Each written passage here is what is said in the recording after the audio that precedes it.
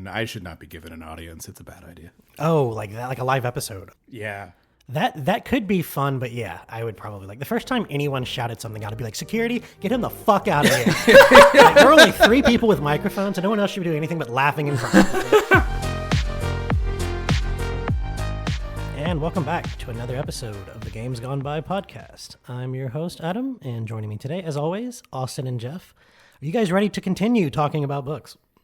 God, more books? Gee, well, technically the same book, but books. The same book. Dude, I love books. Like, they're great. They're the one device I don't have to charge anymore, right? There was something really satisfying about reading this, the paper version. It was just a constant series of me thinking, is this how life used to be? Oh, man, you bought the actual book? No, I actually read it on my e-reader. I did charge to read this. I was about to say, I only read books on my phone or, iPad at this point. So, no, I still charge my books. The book jacket is, one of my favorite parts of the book because it's just, a sentence and a half. And it's just Jason Schrier lives here with his kids. He writes for Bloomberg, the end. I'm like, thank you. That's actually all I want to know about the people writing shit that I'm reading. Right? So... This is the appropriate level of context for my video game journalism. Thank you. Right, what is the proper amount to know about the person writing my video game book? It's next to nothing. Yeah. Just enough to confirm that you are a real human. So today we're going to finish up the rest of Play Nice we didn't talk about in last episode, and that primarily concerns the story of StarCraft in South Korea, the Jay Wilson and Diablo III saga, a bunch about their various canceled games, and of course, saving the best for last, the entire saga of the Overwatch 2 Titan 2 Overwatch 2 saga. So very excited about that, but I think we'll start with StarCraft in South Korea. We talked a little bit about this last episode as far as some of our experience with StarCraft, but am I right to say that, Jeff, you played a lot of it, and Austin, you've not? I don't think I've ever touched StarCraft. I have it downloaded on my computer. I don't think I've played it, though. Quick follow-up. I can't remember, Austin. Did you play Warcraft 3 at all? I dabbled in Warcraft 3 a little bit. Okay. Not a ton, but a little bit. Most of my RTS experience comes from Warhammer 40K, particularly. But Dawn of War. Yes, I love Dawn of War. Which will be relevant later. It was also an excellent game. I'm just now coming to terms with the fact that the primary reason I'm a PC gamer is because I got into RTSs, the first one being Age of Empires 2, and the second one being StarCraft, which, if you read the book, started out as Warcraft but purple.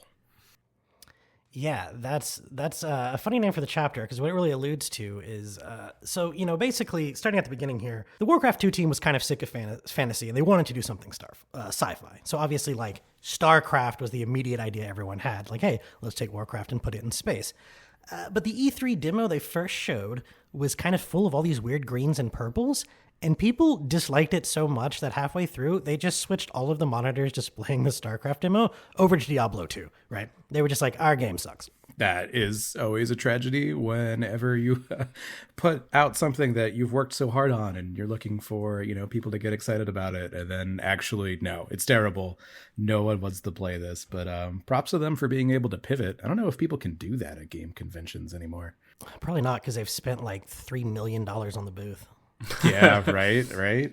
I'm just thinking back to my demo of Dawn of War 3 at PAX, and it's man, those lines were getting steadily shorter over the day, and there wasn't a backup for them.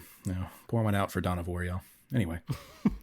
They saw one of their rivals, I want to say it was Westwood, but it may have been another company, had a demo of their own sci-fi RTS up, and it looked awesome. They were like, God, we have to go back to the drawing board because we're going to get beat out. They would later learn that was totally pre-rendered and fabricated. That looked nothing like the actual game that their company had made. But just the impression they got from a fake demo was enough for them to go back to the drawing board. So I thought that was very interesting. Yeah, also back in the day when you could get away with just completely faking gameplay, right on the expo floor, right? I really don't think you can do that these days. Well, now Reddit will call you out immediately and be like, this is not an in-engine cinematic. I can tell because yada yada. But yeah, back then, so it wasn't a thing. Some fucking nerd will walk up and be like, look at the pixels, bro. It's off. It's off. The shaders. Compiling shaders. What was really different about StarCraft, though, compared to Warcraft? So Warcraft 2 had a human and an orc faction, but overwhelmingly, they were just mirrored units, right? Like the knight on a horseback was the same as the orc warrior on the wolf, and like the big steam tank was the same as like the big dragon. So there wasn't a whole lot of actual asymmetry between them. But with StarCraft, they were going to do that asymmetry. They were going to make 3 factions, which everyone knows now. We got the Terran Dominion, which eventually you don't really play the Dominion so much as like the rebels, but the humans, right? Then you have the Zerg, which are the alien, and then the Protoss, which are the like spacefaring, technologically superior aliens. Space elves, you got it. Yeah, basically the Eldar from 40K.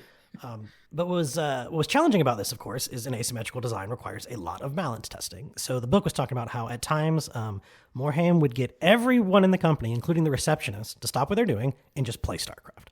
Because he wanted to make sure they got as much playtesting data as they could. He played it all the time. He was like, if we're going to go this route, we have to make sure that all kinds of players can kind of understand why there's 3 different factions. Mm-hmm, mm-hmm. And honestly, that makes a lot of sense. Like that story in the book was not surprising to me at all. The fact that the entire company was just playing StarCraft all the time, because I don't know how you could have possibly balanced it like any other way. Like the product they launched comes off as like so much fun and so well thought out that you could not begin to suspect that they like cut on the number of man hours they put into actual play testing. And honestly, that's what sets the game apart, right? Now, admittedly, like, you know, I was a kid at the time, so I was not well versed in other RTSs, but I struggle to think of another example of an asymmetrical real-time strategy game, or really just even that many asymmetrical games in general. And it's always really impressive when someone pulls it off so well. It's just, if you've been into StarCraft at all, you know for a fact that every faction plays so differently from the other. And it's just a lot of fun to be able to see that like come together and not be a terrible experience. Like, you know, you can come at me as much as you want about the Zerg being overpowered. It's still a well-balanced game, okay? It absolutely is. I mean, and it's such a far cry from something like, you know, Age of Empires would have all of these empires, but they really only had like one unique unit, a unique technology or 2. Otherwise, the base mechanics were the same. Like nothing about these 3 factions play the same. Another thing Blizzard loved was their Easter eggs. You know, we can talk about all kinds of these. There was the rumors of the cow level in Diablo 1, which then became the cow level in Diablo 2. And, I've even heard about the cow level. Yeah, and then, you know, there is no cow level was like a cheat code for StarCraft. Like, so there's always little Easter eggs. But the one... sorry, that you just really linked up a moment for me. Okay, go ahead. Yeah, do you know the origin of the cheat code there? Yeah. So one of my favorite was that... So Westwood Studios' Command & Conquer had a main character named Tanya. And so Blizzard thought it would be funny to make a like Nancy Kerrigan versus Tanya Harding reference, you know, the rival figure skaters where one of their boyfriends like smashed the other's knee with a lead pipe. So they made Sarah Kerrigan. So I never put that together, having played both of those games. I thought that was just hilarious. Yeah, it's funny. Why would you, right? Like that's some like niche sports level drama. I mean, it was, you know, in the headlines in the 90s or whatever, but who's paying attention to that? No one knows who Tanya Harding is anymore. But also, who would like tie it to this Blizzard game? Right. It's just such like that a weird connection. That Venn diagram is 2 circles, right? Like, right, a very weird connection. But I can appreciate stuff like that. You know, it wasn't all fun and games. StarCraft was something that, like a lot of these early games, took just months of crunch to finish. And some of them, you know, some of the people in the book were saying like, obviously crunch sucks, but it does give you a lot of opportunity to like bond with your coworkers, and you have these intense play sessions, which were really used for the testing. And some of the features wouldn't even exist if you didn't have like really passionate devs just like spending their off time making them. But you know, the downsides are obvious. Your energy is drained, your morale is drained. Relationships can shift in very wildly as people come in like half asleep and hungover and just, you know, not feeling at their best. And, you know, Bill Roper, one of the producers, was basically saying that they kept saying, we're just 2 weeks away from shipping for pretty much the entirety of 97. So I bet these people were working under some conditions. Yeah, 1997 was just one very long 2-week sprint for them. Poor guys. One of the things the book talks about is that the fans were becoming super impatient, as fans do, and they created Operation Seawall, which is can't wait any longer. And they would basically like have people go by the studio and count the number of cars in the parking lot to speculate like how big is the team and are they crunching overnight and when's the release date, yada yada. And Patrick Wyatt, that we mentioned last episode, he says in some ways flattering, in other ways it was creepy. Which yeah, I mean, how else would you describe that? Deeply unsettling. That's like really unsettling. Yeah, it's like really unsettling to just have people like hanging out at your office trying to determine based on the number of cars in the parking lot how close you were to finishing a game. I mean, don't get me wrong. I wish I could work on something that was that interesting to even a tiny amount of the population. But yeah, at the same time, don't stalk your heroes, folks. Please don't. But yeah, I mean, it sounds like all of that effort paid off, though. Absolutely. The critical acclaim was basically instant, right? It comes out, it gets great reviews. It sells 1.5 million copies in 1998. I believe it launched in March. So in about 9 months, it gets 1.5 million copies. But one of the most unexpected sources of revenue came from Korea, right? So, after World War II, they have this transition into a modern economy, and the government ends up making massive investments in infrastructure. It's a relatively small, I guess like the whole country is not that small, but like you have a lot of densely populated urban areas, right? So basically, the vast majority of the population has broadband. And so by the 90s, like everyone can just go into an internet cafe or get on their laptop and play some StarCraft with each other. And they estimated that of the 4.5 million copies were sold in Korea, which is about 10% of their population, which is nuts, right? Like that you could measure in the double digits a population of anything playing your game. Yeah, it's incredible. Like I don't know, this is in my head the quintessential example of like a work of, a creative work becoming a national pastime.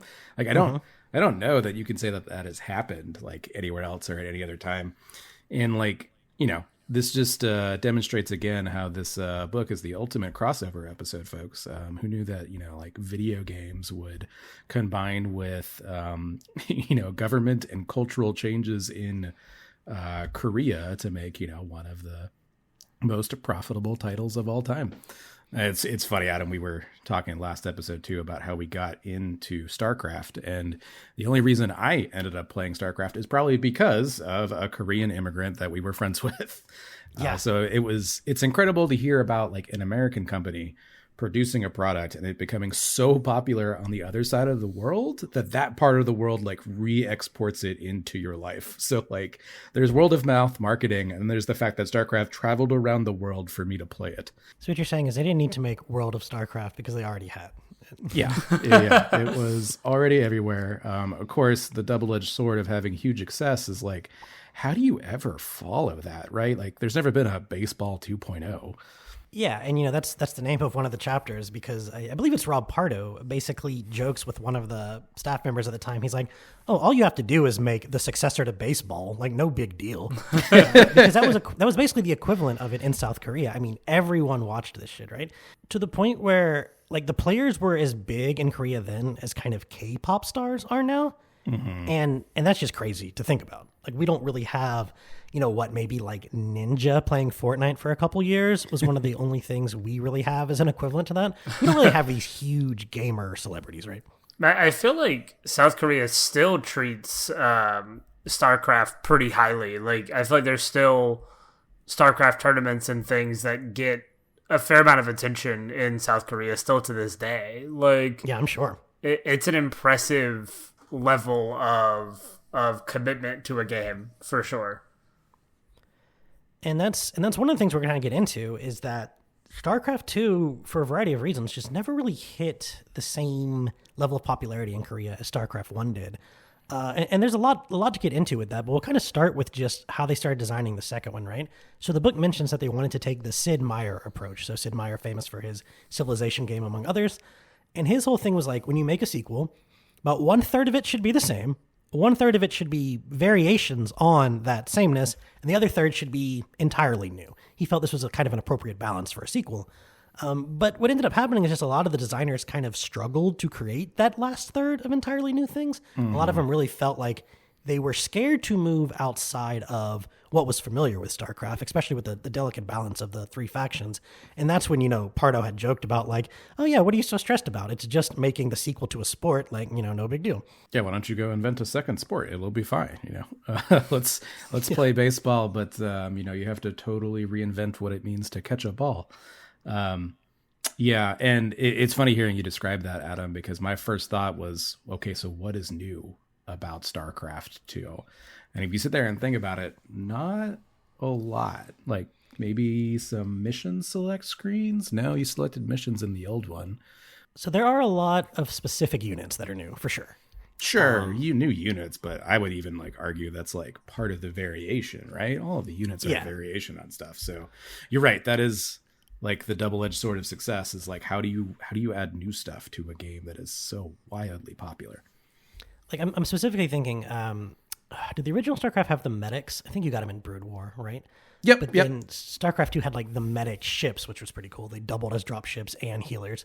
I actually really like that as like a design element. That is a good example of like refining something that players kind of did organically. The medic marine dropship move, which is really cool to see someone pull off. Sorry, now I'm just rambling about how much fun it is to watch people who are good at StarCraft play StarCraft. You probably actually don't want to try a marine medevac drop yourself. It's hard. But yeah, you were saying, Adam? Yeah, I think you're right. Most of them are variations. I'm thinking like the giant mech, so not the Goliath ones, but like the Thor was kind of new. On the Protoss side, you had the ships that did the like concentrated laser that did more damage the longer it hit. So there was definitely a few things, but yeah, overwhelmingly, I mean, the idea is the same. Even the campaign, despite having like the kind of meta progression systems fleshed in and all of that, was still more or less that like, 12, 15 mission structure that carries a narrative through and then picks up with the next game, right? Yeah. It's so interesting to think about the StarCraft 1 versus StarCraft 2 campaigns and just to like kind of dive into how all creative works are like a product of their era. StarCraft 1 and its expansion Brood War felt very much like a sort of story that would be written in the 90s, where like it was okay to be kind of I don't know, I don't want to call it hopeless, but like Kerrigan is like the ultimate like evil badass space bitch. Okay, she's like the coolest character out there. Who came back for vengeance on all of her opponents, and like if you beat that game, she just wins, right? And she is not the good guy. And that's where they left it at the end of StarCraft 1. And then StarCraft 2 is a much, like, while it's interesting and can keep you captivated, if you like step back and look at like the overall story, it feels very safe, right? Like good things happen to good people. It just doesn't feel like they were willing to roll the dice or gamble narratively. And that feels much more of a product of like, mid 2000s America. Austin knows how much I hate redemption stories in video games. And this is ultimately one of the fucking lamest. So, not just video games, all media. Come on now. Yeah, pretty much. And what's funny too is they give her a redemption arc so that in halfway through the Zerg campaign, you can basically just go back to old Keratin and be like crazy space bitch again. But this time it's different because she knows the real threat is deep in space or whatever. I fucking hate it. Right. This time it's justified. Like, yeah. They gave her like almost 2 redemption arcs. Like the first game redeems her. And then the second game is like, oh, actually, no, I loved being a heartless bitch. I am going to murder everyone. And then, the third one is like, oh, but it's okay because I'm really going to save the universe. And that is just not interesting writing. So I feel like I've been lied to because I feel like throughout just my outside observation of StarCraft 2 that it was looked at very favorably. Is it looked at very favorably or am I mistaken? I mean, so it's a quality product, right? But I don't think you could ever say it got the kind of critical or cultural acclaim the first one did, right? Like, again, we're talking about being able to, beat the greatest RTS game ever made. And that's really what we're saying is that they just couldn't quite pull that off. But I don't know. StarCraft did have a lot of upsides to it. Adam, what was your, just to give Austin more color, what was your favorite moment in the story? In StarCraft or StarCraft 2? StarCraft 2. none of it. No. Unredeemable. That is such an Adam response. Yeah. There's a couple of cool scenes with Jim and Kerrigan because Jim Raynor like never really fully buys her shit in this second game, but I think he also just kind of knows like he's powerless to stop it. So there's a couple of well-written moments where you can kind of see his like dismay. But overall, man, it's just really, really generic shit. Like there's some cool micro stories, right? There's just like one crazy mercenary lady that has a crush on like your pilot in the human campaign. Yeah. And you run into her a couple times and there's some fun stuff there. But the main thrust is kind of just like very generic sci-fi space fantasy stuff. Yeah, honestly. So that was a little bit of a trick question. Austin, my favorite moment in StarCraft 2 is when they remade the cinematic from StarCraft 1 where they betray Yes. Kerrigan. Okay. So Yeah. if the only reason that game got made was to put that cinematic in like high definition 4K, totally worth it. 100% worth the invention. It's incredible. Yeah, basically, Kerrigan becomes the Queen of Blades because Arcturus Minx, who is the head of like, I mean, at the time, isn't that the rebellious force? Correct. So Yeah. the story of StarCraft is the, rebels leading a revolution, and then the revolutionaries become the evil fascist dictators. So like, Yeah. be careful what you wish for, folks, And he abandons her in this sector and pulls out, and she gets overrun by the Zerg. And Jim, of course, is like, damn you, Minx. Like, how can you just leave her like that? But the Zerg don't kill her because she has like, so there's like some humans with psionic powers in this universe, right? They're very rare, and she's one of them. And somehow like they detect that and they know that. I'm not sure if the Zerg knows that they can use her or she ends up using them. I can't quite remember how that worked out, but she becomes like the leader of the Zerg essentially. So the Zerg, right? So the Zerg is a race that is your classic alien overmind, right? It's the swarm. They're kind of insect-like, but not really. But they're a telepathic hive mind. And Kerrigan is so cool because she starts out as a human who gets taken by the Zerg and corrupted. And the way they do this in the first game is so good. You play the human campaign. Play as Kerrigan for a little bit. And then she like gets left behind, presumed dead, right? And you're really playing Jim Raynor, and that triggers him to like leave the rebellion, blah, blah, blah. And the human campaign ends. And then you start playing the Zerg campaign, and it's an RTS. And of course you're playing like these basic tutorial missions, and your little tutorial objective for a couple of missions is protect this incubating chrysalis. It is the big evil overmind secret super weapon or whatever, right? So you have to protect the chrysalis. And then at the beginning of the third mission, it hatches and it's Kerrigan. Kerrigan reborn as the Zerg, and she is out for vengeance. And it's just like, again, It's maybe awesome. it was the first sci-fi twist I experienced, but it was fantastic. And I'm sure if I played it as an adult for the first time, I might see it coming, sure. But I still think the whole way it's presented is just really well done. Yeah, it's a lot of fun. And, to bring us back to the scene where she gets betrayed by Arcturus, it's so great because he has this line. Arcturus is like trying to justify or explain like his motivation or whatever. And at some point he's just like, I will rule this sector or see it burnt to ashes around me. And it's just such a great sci-fi line. It's so Right much up there fun. with you exist because we allow it and you will end because we demand it. Yes. It's my two favorite sci-fi quotes.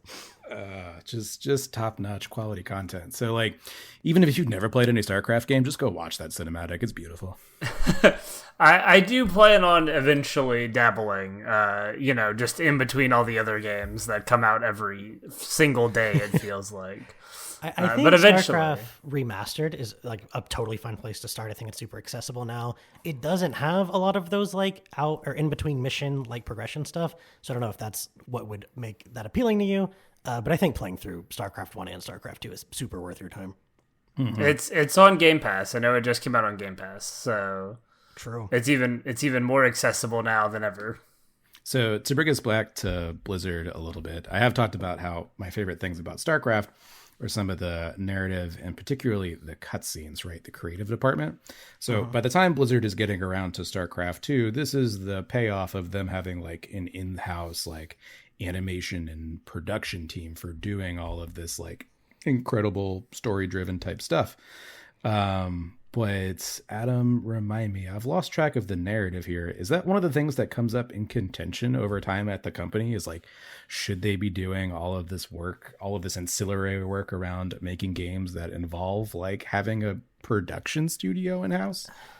Maybe later on. I don't really remember that being one of the things because I was just reading the part about Armin Zerza, and he was like, "Why do we have BlizzCon? Why are we putting money in Heroes of the Storm?" I don't really remember him fussing about the cinematics too much, but certainly back when StarCraft 2 was being made, I think everyone was on board. And a large part of that was because, so when they're developing this game, they hired actually one of EA's main game designers, Adam Hayes, who had worked on all the Command & Conquer stuff. And when he came over, he was like, man, your multiplayer is awesome, but like, you guys have nothing for single player yet. And that's kind of what you guys are known for. Like, shouldn't we try to get this going? And Chris Metzen says, yeah, man, look at all of this plan I have for this. And dude was just like, well, there's no way we're going to do this in one game. Like, what are you talking about? And that is such, like, Metzen's overall lore is part of what convinced the executives, like, this would make sense to split into 3 games. I don't know if they were necessarily right about that. I do think it works really well as far as the pace at which they introduce new units in those campaigns is awesome. So I think from a game design perspective, it worked really well to split it into 3. I don't know that it enhanced the narrative because I find that it just drags in total aimless nothingness for long periods of time. Yeah, I remember most of Wings of Liberty, the first one with the human campaign. And I remember the important moments of Heart of the Swarm, right? The second one, the Zerg campaign. I couldn't tell you anything that happens in, what is it, Legacy of the Void? I have no idea. I thought they killed Amon until I logged in the other day and saw that there was extra missions after the Protoss campaign where Amon is still there. And I was like, okay, wait, so did they not? I thought that was the whole fucking thing. Right. The only plot point I thought that happened is that like Kerrigan defeats the big bad. Like that's the whole thing and nothing else interesting. God, what is his name? Zeratul. There we go. Anyway. Oh yeah, that was the Zeratul was the Dark Templar? My God. Yes, he was a Dark Templar. Yeah, because that Tassadar was the more lighty one, whatever you'd call that. Yeah.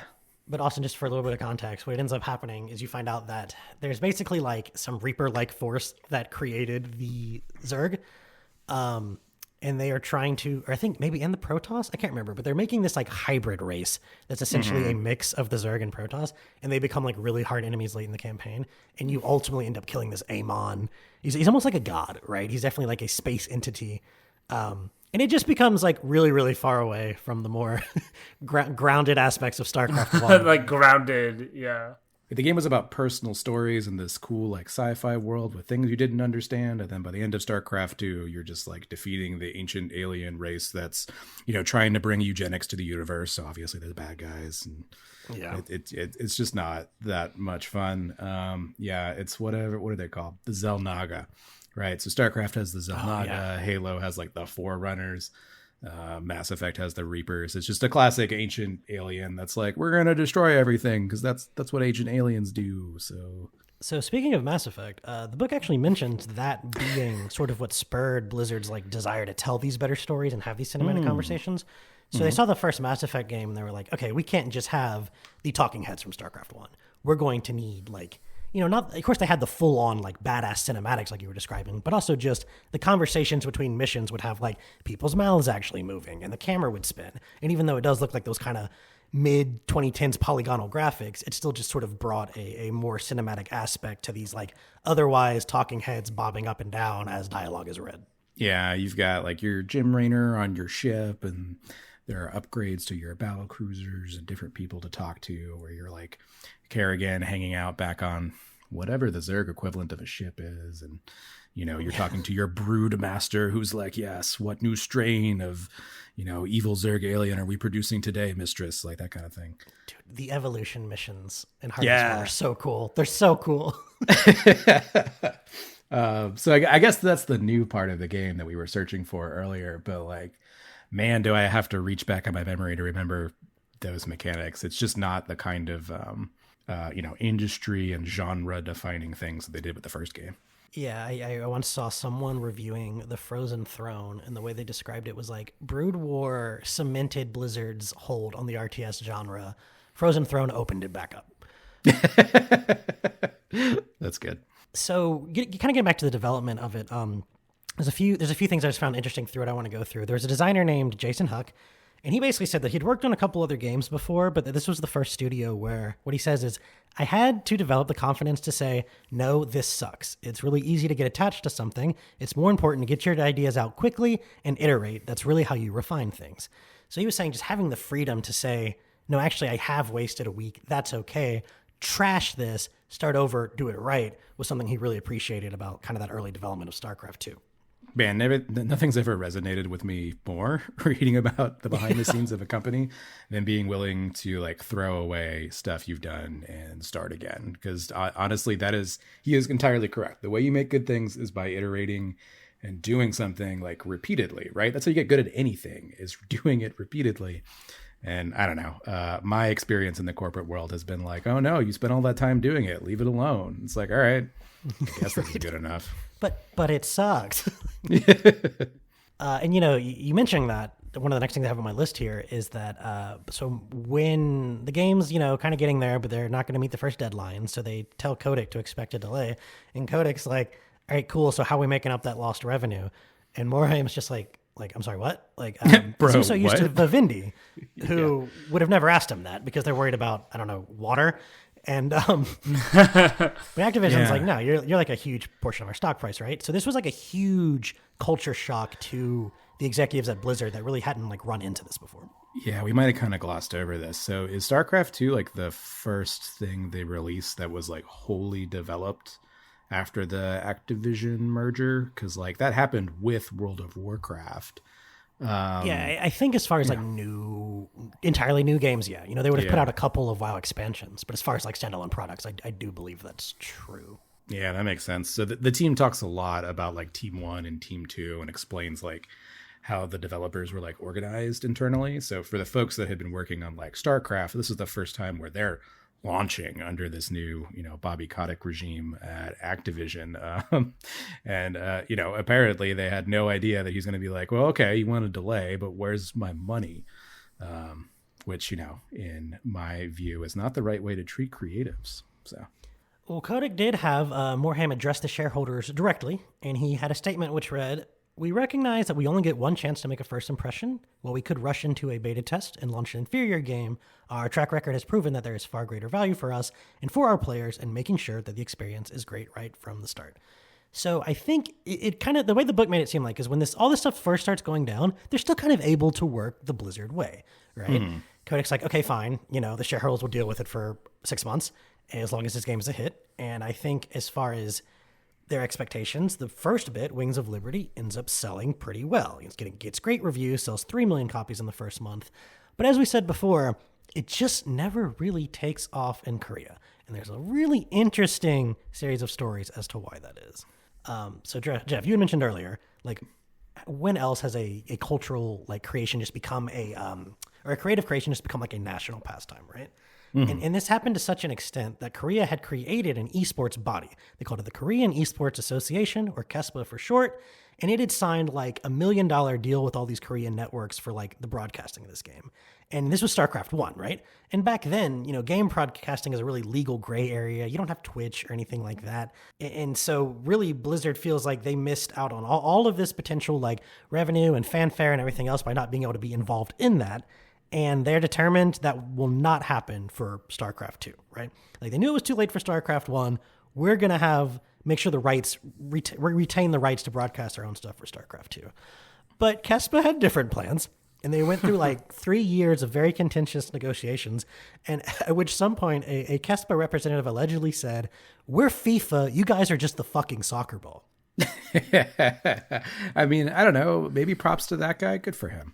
That's a bold thing to say. But I do think he sort of understood that, like, yeah, hold on. I don't think you, Blizzard, understand what like StarCraft has become to us, right? Like it's no longer just some game you made. I think even in there, someone makes the analogy like, did anyone ever try to copyright baseball?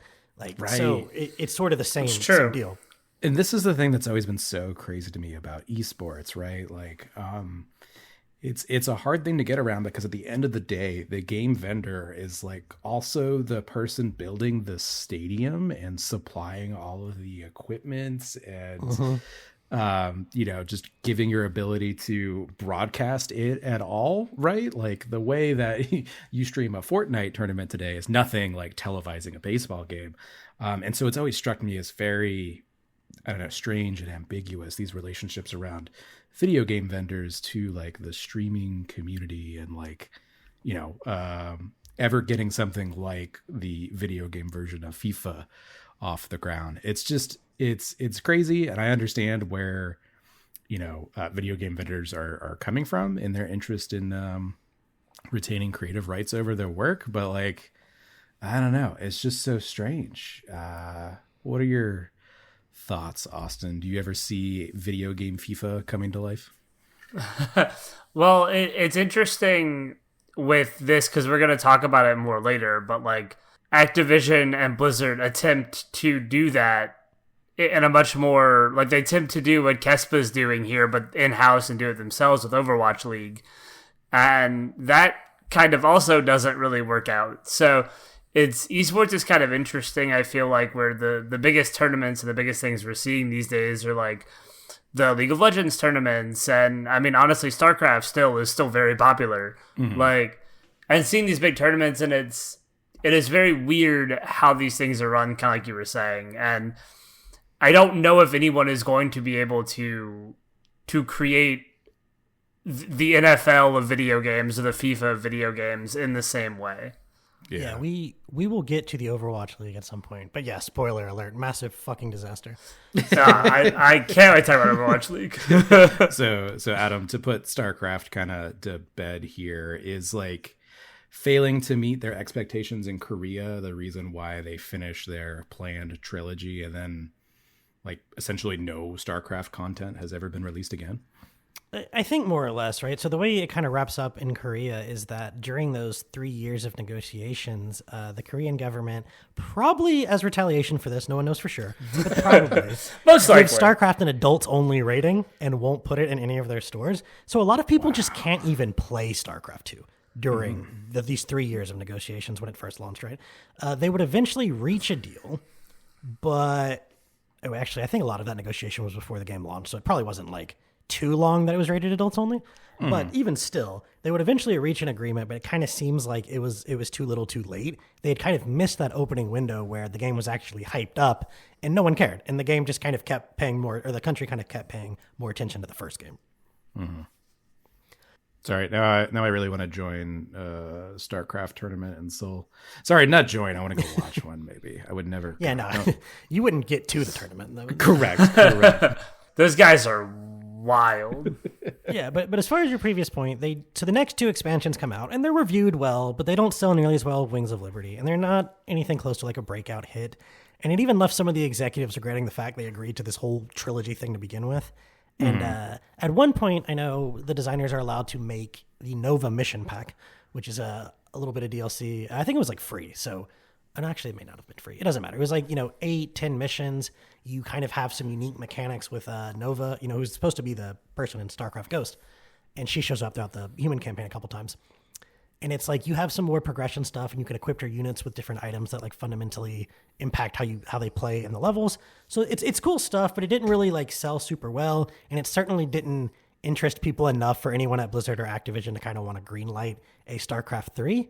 And so ultimately that is kind of where we leave this. A couple years later, they would take down Team 3 or whatever was the StarCraft team and kind of roll them into other things. And now StarCraft 2 is just maintenance mode. Oh, they did release the co-op, which is basically like 2-player co-op missions where you have various objectives. And that ended up being really popular. Not like as popular as they hoped StarCraft 2 would be, but it ended up kind of bringing more people back. And I think to this day, there might even still be releasing like heroes for it, but you got to freaking buy them. So who cares? Yeah. We'll have to play that for the RTS episode sometime. So yeah, it's pretty cool. I played it with a rando, and all he did was be like, "You're really bad at this," and I understand. Well, of course, bro. This is now a niche game. Okay, like. It was like the fact that I'm playing this is weird. The fact that I was matched up with someone in 30 seconds is super fucking weird. But it's fun to bring up Nova and the cancellation of StarCraft Ghost, right? Because this, maybe not one of their first examples, but it's another example of Blizzard being very good at salvaging, work they've already done.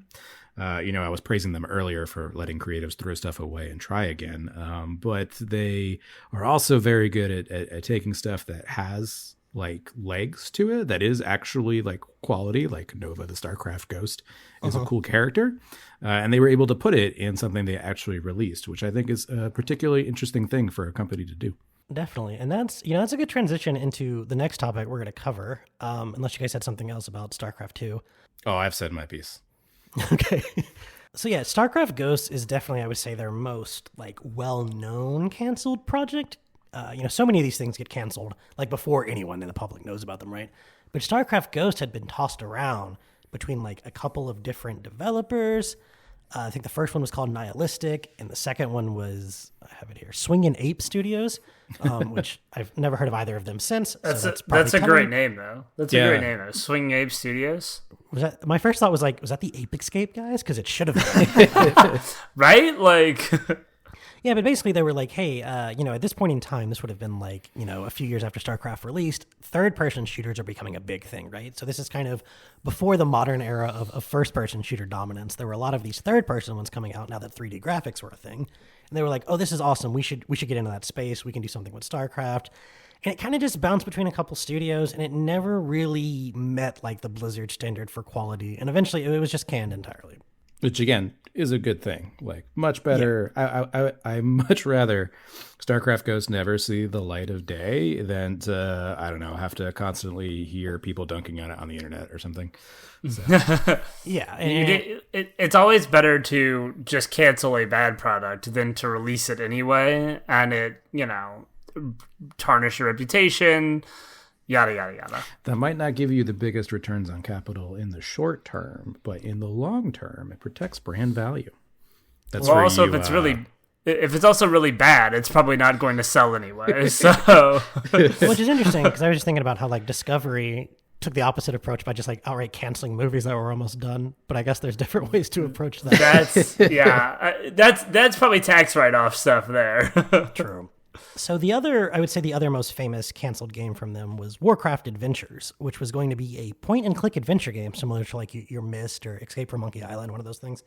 And it featured Thrall, and it was to come, I think, after the first Warcraft game is when they started working on it. But basically, like, it just wasn't very good. They even brought in some famous adventure game designers to try to salvage it. I think they brought in someone who'd worked on Myst. But ultimately, it was just another thing that every time they looked at it, they were like, this just isn't good. This isn't something that people expect when they see Blizzard on a box and then spend their hard-earned money on it. Mm-hmm. I didn't even know this existed until reading or listening to the book, I guess, in my case. And it sounds interesting that like they were trying to take that approach with this franchise, like a company that has built its reputation, even if it was in such its early days, right? Like building its reputation on RTS, doing a point-and-click adventure-style game. It's interesting that they even attempted that. And clearly it didn't work out super well and that they had to get rid of it. But like, it is interesting that they, even in these early days, they were trying a point and click adventure of all things. Yeah. Again, It's an example of Blizzard just being so excited to try out different genres, which again, I struggled to come up with another gaming company that really did that.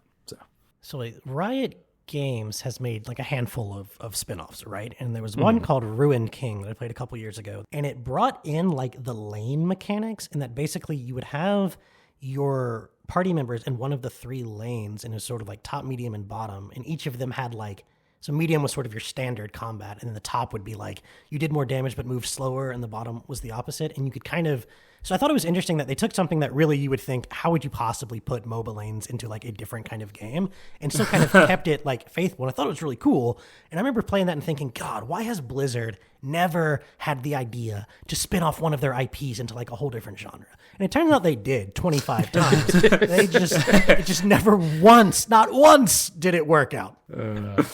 That's a shame. To bring it back to, letting people get good at something, when you have a particular team and you let them get good at making a particular kind of game, you can't necessarily trust them to then go and make a completely different kind of game, right? So, yeah, it's just a hard thing to do. Another interesting bit, this maybe doesn't qualify as a full-on canceled game, but the original version of Warcraft 3 was going to look very, very different than it ended up looking, right? You have Bill O'Brien, not Bill O'Brien, that was a freaking coach for the Texans years ago. Mike O'Brien, I believe. Why didn't I put his? Yeah, that sounds right. It's Mike. Okay. So we've talked about him before in regards to, he was the guy that started ArenaNet, right? But part of why he rose kind of to prominence in the company is that they were trying to come up with their own online system for Diablo 1 so people could play online. And at the time, a lot of it was like GameSpy arcade shit. You had to have like a third-party service or you had to pay for it. They're like, no, we want something built into the game and free. And a lot of the developers were like, impossible. And Mike O'Brien did it in 6 months and got it into Diablo. And it just impressed the execs to such a degree that he was made the lead designer of the next Warcraft entry. Now, O'Brien thought the second game had gotten way too far away from what made the first one special. He wanted to focus on a smaller number of more like heroic units and kind of use an over-the-camera shoulder angle and not just have like a legion of faceless warriors, which is interesting. I kind of thought the only reason Warcraft 1 even made it resembled that was just because you could only select 8 guys at a time. Yeah. But I don't know. Maybe it was more intentional. Right, like technical limitations versus like design choice. And he wanted to like ditch base building and resource gathering. And really, it's no surprise if you see what Guild Wars 1 is. I think that's so much of where that came from. But he wanted to call this Warcraft Legends, which he called a role-playing strategy game. But didn't really resonate with a lot of the Blizzard stuff, especially the ones who were hardcore in RTS. They didn't want to pivot to a new genre. They wanted to perfect the RTS one as they had been doing. I would say it'd be interesting to see what that game looks like, but it sounds like maybe that is just like Guild Wars. Like maybe Guild Wars is kind of what this game would have ended up looking like just without the Warcraft skin. And I haven't played Guild Wars, so I can't speak to that for sure. But Another future episode. Yeah, that's something we're gonna make Austin play here. Yeah, Austin, just cancel your gaming slate for the next 3 years. We your have homework. PC gaming nonsense. As we're sitting here talking about Blizzard, like the foremost PC game company probably on the planet.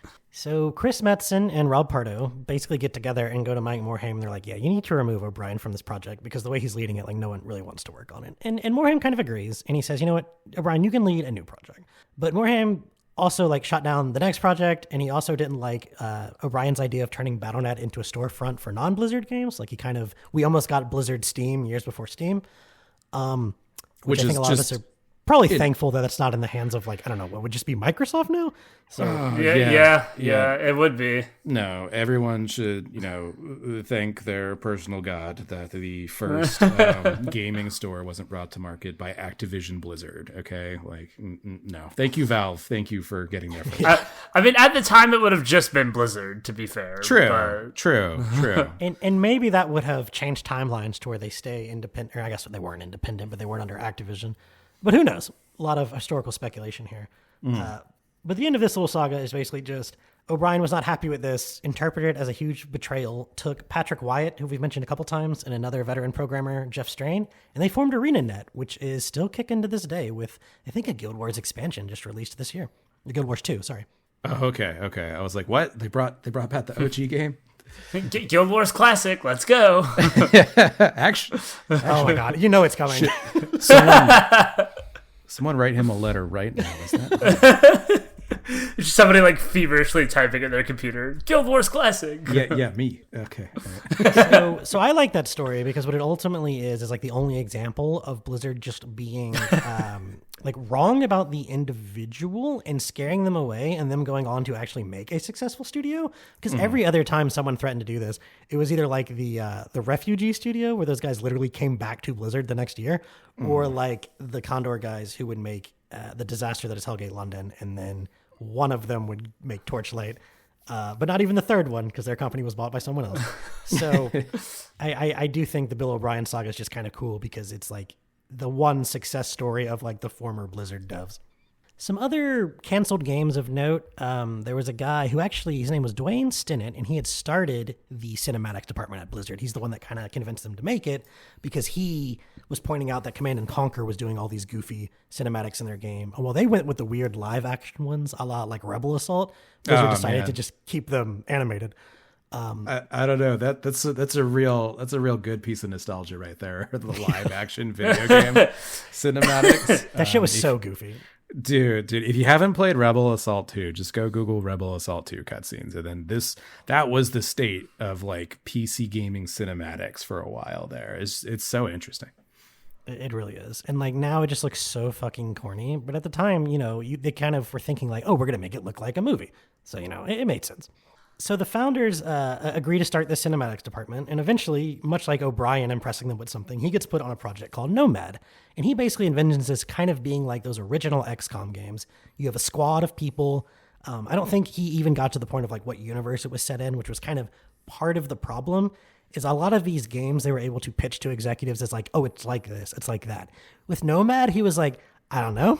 It's kind of its own thing. I didn't know how to encompass it in a package that was presentable. So Nomad could have been like a StarCraft thing with all these little Marines, who really knows? But ultimately, like, it just never got off the ground. We also had Orbis and Odyssey. So fast forwarding, where we have Alan Adam coming back from his third sabbatical or whatever, and around 2016, and him and Warham were talking, and they were like, we should try to incubate a few more projects so that we can maybe have another breakout IP like Hearthstone, right? Like we want to kind of find that success again. And Adam's like, yeah, I would love to come back to work on just like random pet projects and not have to contribute to anything else. So he's back. And, but what he noticed immediately is that a lot of the people there were like, who is this guy? Because he hadn't worked there for a while. And then remember, he left before like World of Warcraft launched. And so he really came back like after World of Warcraft had peaked. And there's a lot of people who rose through the company because of World of Warcraft, like J. Allen Brack. And they're just like, I don't even know who you are, right? Like this is the founder of the company, but no one even knows this guy because he hasn't been there in so long. Yeah, it's got to be a surreal experience having like employees whose entire career has been built at your company while you've been gone. And presumably he did enjoy those years, but who knows? Yeah, he mentions in the book that like he was having an argument with Rob Pardo, who ended it by just saying like, look, you're not in charge anymore. That's all he had to say. And you don't call the shots. It's like, oh damn, that's right, I'm not. so Adam kind of goes back to his corner and he starts working on something called Orbis, which was going to, this is 2016. So do you guys remember what blew the fuck up in 2016? Let's go, Pokemon Go. Yes. So he wants to make something like that set in the Warcraft universe. Now, it becomes a big problem really quickly of like, what is the gameplay loop here and who is this for? And they really never figure that out. There's really not much information. Probably for good reason. Yeah, exactly. There's not much information about this in the book, but it's basically just like, all they got as far as was Pokemon Go with Warcraft. And they're like, okay, but what are you doing? Like, are you throwing fireballs at orcs? Like, what are you doing? And they never really figured it out. Right. I just can't imagine there's a ton of crossover with like PC gaming Warcraft enthusiasts and like AR, like going out into the environment and going explore the town to fight orcs or whatever at like your local Walmart. Like it just doesn't feel like there's a lot of crossover in that demographic. So don't get me wrong. As an avid PC gamer, I find these AR games endlessly interesting. I've just never seen one that is even remotely compelling that wasn't Pokemon Go. And, I played that for all of a few hours. So, I mean, I've played a ton of Pokemon Go as someone who I've like level 40 in Pokemon Go. I've raided, captured gyms all over town, both in my hometown and in, the town I moved to. Like, I've been a big Pokemon Go fan, and it's just hard for me to imagine what a Warcraft version of that would look like and what group of people would like jump onto that. Yeah. It just doesn't feel like there's a huge audience for it. It would have to be like a technological change that just doesn't exist, right? Like the reason Pokemon Go works. Yeah. Also, go check out the Pokemon episode, y'all. The reason Pokemon Go works is because you could do something as simple as like flick the ball at the Pokemon at a spot, and that can be like an engaging gameplay loop. For these other like AR games to appeal to exactly the demographic you're talking about, Austin, it would need to be like you go out into the world and somehow feel like you are a warrior or you are a wizard and like actually can do stuff that's interesting, and you just like. No, the smartphone is not the device to do that through. So essentially, you're right. I was going to say Pokemon is designed around catching small creatures at various parts of the world. Like that's exactly what the entire franchise is built on. So actually extending that into the real world makes a lot of sense. It's hard for me to imagine Warcraft doing that successfully. Have you guys played the game Severed on touch devices? I have not. No, I have not. Austin, you told me you at least were familiar with it. It's like the one where you cut off the limbs of the things in first person. No? Yes, I think I do vaguely know what you're talking about. I don't remember having a conversation about it, though. Okay. I'm confused. Is this a augmented reality game or a virtual No, reality game? it isn't, but just the way the gameplay works is almost what I would kind of expect a Warcraft thing to sort of do. Because you are kind of like swiping across the screen in various ways to do different kinds of attacks and like blocking them in certain ways. And I was maybe thinking like, I don't know, it could be like a melee orc or something. But yeah, overall, I certainly understand why this game was canceled because I can't really imagine it all coming together. So moving on to the next one that Adam had incubated, we have Odyssey, which was really kind of trying to cash in on this huge open world survival trend that had kind of gone off in like the late 2010s. So probably something along the lines of like a Valheim, but you know, with that Blizzard polish. And this, I think, had actually gotten like fairly far into development. Like it definitely left pre-development, but then the Microsoft acquisition happened, and with all the layoffs and stuff, it got the axe as well. I don't know that it would have been cool to see Blizzard's take on this genre because of how they do that polished approach. But I think by the time this came out, everyone and their mother would have been over it. I mean, yeah, it's like I don't need another open world survival game. it's like a meme at this point, how it's just every third Steam game. It really is. It's like every time PC gaming show or something happens, it's like, hey, we have an open world survival game. It's like the Oprah meme. Like, you get an open world survival game. Like, I can't imagine Blizzard doing something revolutionary enough for me to have gotten interested in it. But at the same time, like you said, it could have been neat to see what they would do differently. There was, with those layoffs and slashing of some of these things, there was a little bit of grumbling in the company because a lot of the people couldn't help but notice that, like, the project I was working on is gone, but all of Alan Adams' little pet projects that haven't fucking gone anywhere, well, they still have a staff. Now all of those would eventually get canceled too, but that apparently created a little bit of animosity. But just ending the Odyssey saga here, one of the things I found interesting is that the book in this chapter also talks about, like, part of the reason they wanted to make these things is they thought, okay, some of these can be a mobile game, which means less development time and less resources. But like, ultimately, none of this really turned out to be the case. And part of that is because I think Blizzard, the book mentions a couple times that Blizzard's design process was like quite glacial in that a lot of times there was just way too much like, I don't want to say like democracy necessarily, but there was a lot of like, oh, everyone's voice should matter. And it's like, yeah, it should. But also the person making the decisions has to, you know, at some point pick one of these things. And it seems like a lot of these incubated projects would just like spin their wheels in pre-production for months, for years. And then suddenly it's like, we've had veteran designers taking off of projects to not make a game for 2 years and then come back to the project and have to like try to figure out how to catch up. So ultimately, like, I think a lot of these Alan Adam incubation projects just kind of didn't pan out. I mean, none of them panned out, but some of them I think really caused like opportunity cost level damage. Yeah, I just like, I don't know, my one defense would be like of Blizzard wasting time on some of these would be like, well look, it's Blizzard, they want to make a good game, but someone also convinced them to try and make a mobile game, and those are just, you know, antithetical to each other. So, well, I mean, they did make Hearthstone. You haven't played Warcraft Rumble yet? All right, look, you can diss on Warcraft Rumble all you want, but they did make Hearthstone, and I understand that's also a PC game, but like I think most people are playing it on mobile, and that was very successful. Hearthstone was a game that happened to be mobile compatible, more so than being designed as a mobile game, you know. Which is fair. That's fair. I think Warcraft Rumble was the only thing they've released. No, Diablo Immortal as well. So I think those were the two that like were always intended to be mobile and released as mobile. Warcraft Rumble is pretty cool. But you know, 4 or 5 hours in, you hit that, yes, I need to pay money to compete wall. And then it's just like, why am I playing this fucking game? Yeah. I mean, as with 99% of mobile games. Yes, exactly. I am hating on mobile games just as like a concept, but like, you know, it's not totally their fault. Consumers of like software on mobile devices might be the only people more stingy than gamers. All right, that might be too hot of a take. Maybe cut that. But oh, no, we can shit on gamers because that's the whole next section anyway. So but like, seriously, people will be like, "What? I have to pay $3 for an app? Unacceptable. My iPhone is $2,000, but I'm not giving you fucking $3 a month."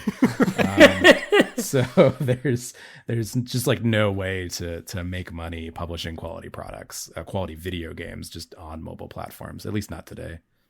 Severed, by the way, totally offline, like $3, totally worth playing. Oh, fuck. I'll go buy that right now. All right. Yeah. So just to wrap up the canceled stuff, we have two more games I want to talk about. One was called Orion, and this was actually headed up by one of the designers of Hearthstone, Eric Dodds.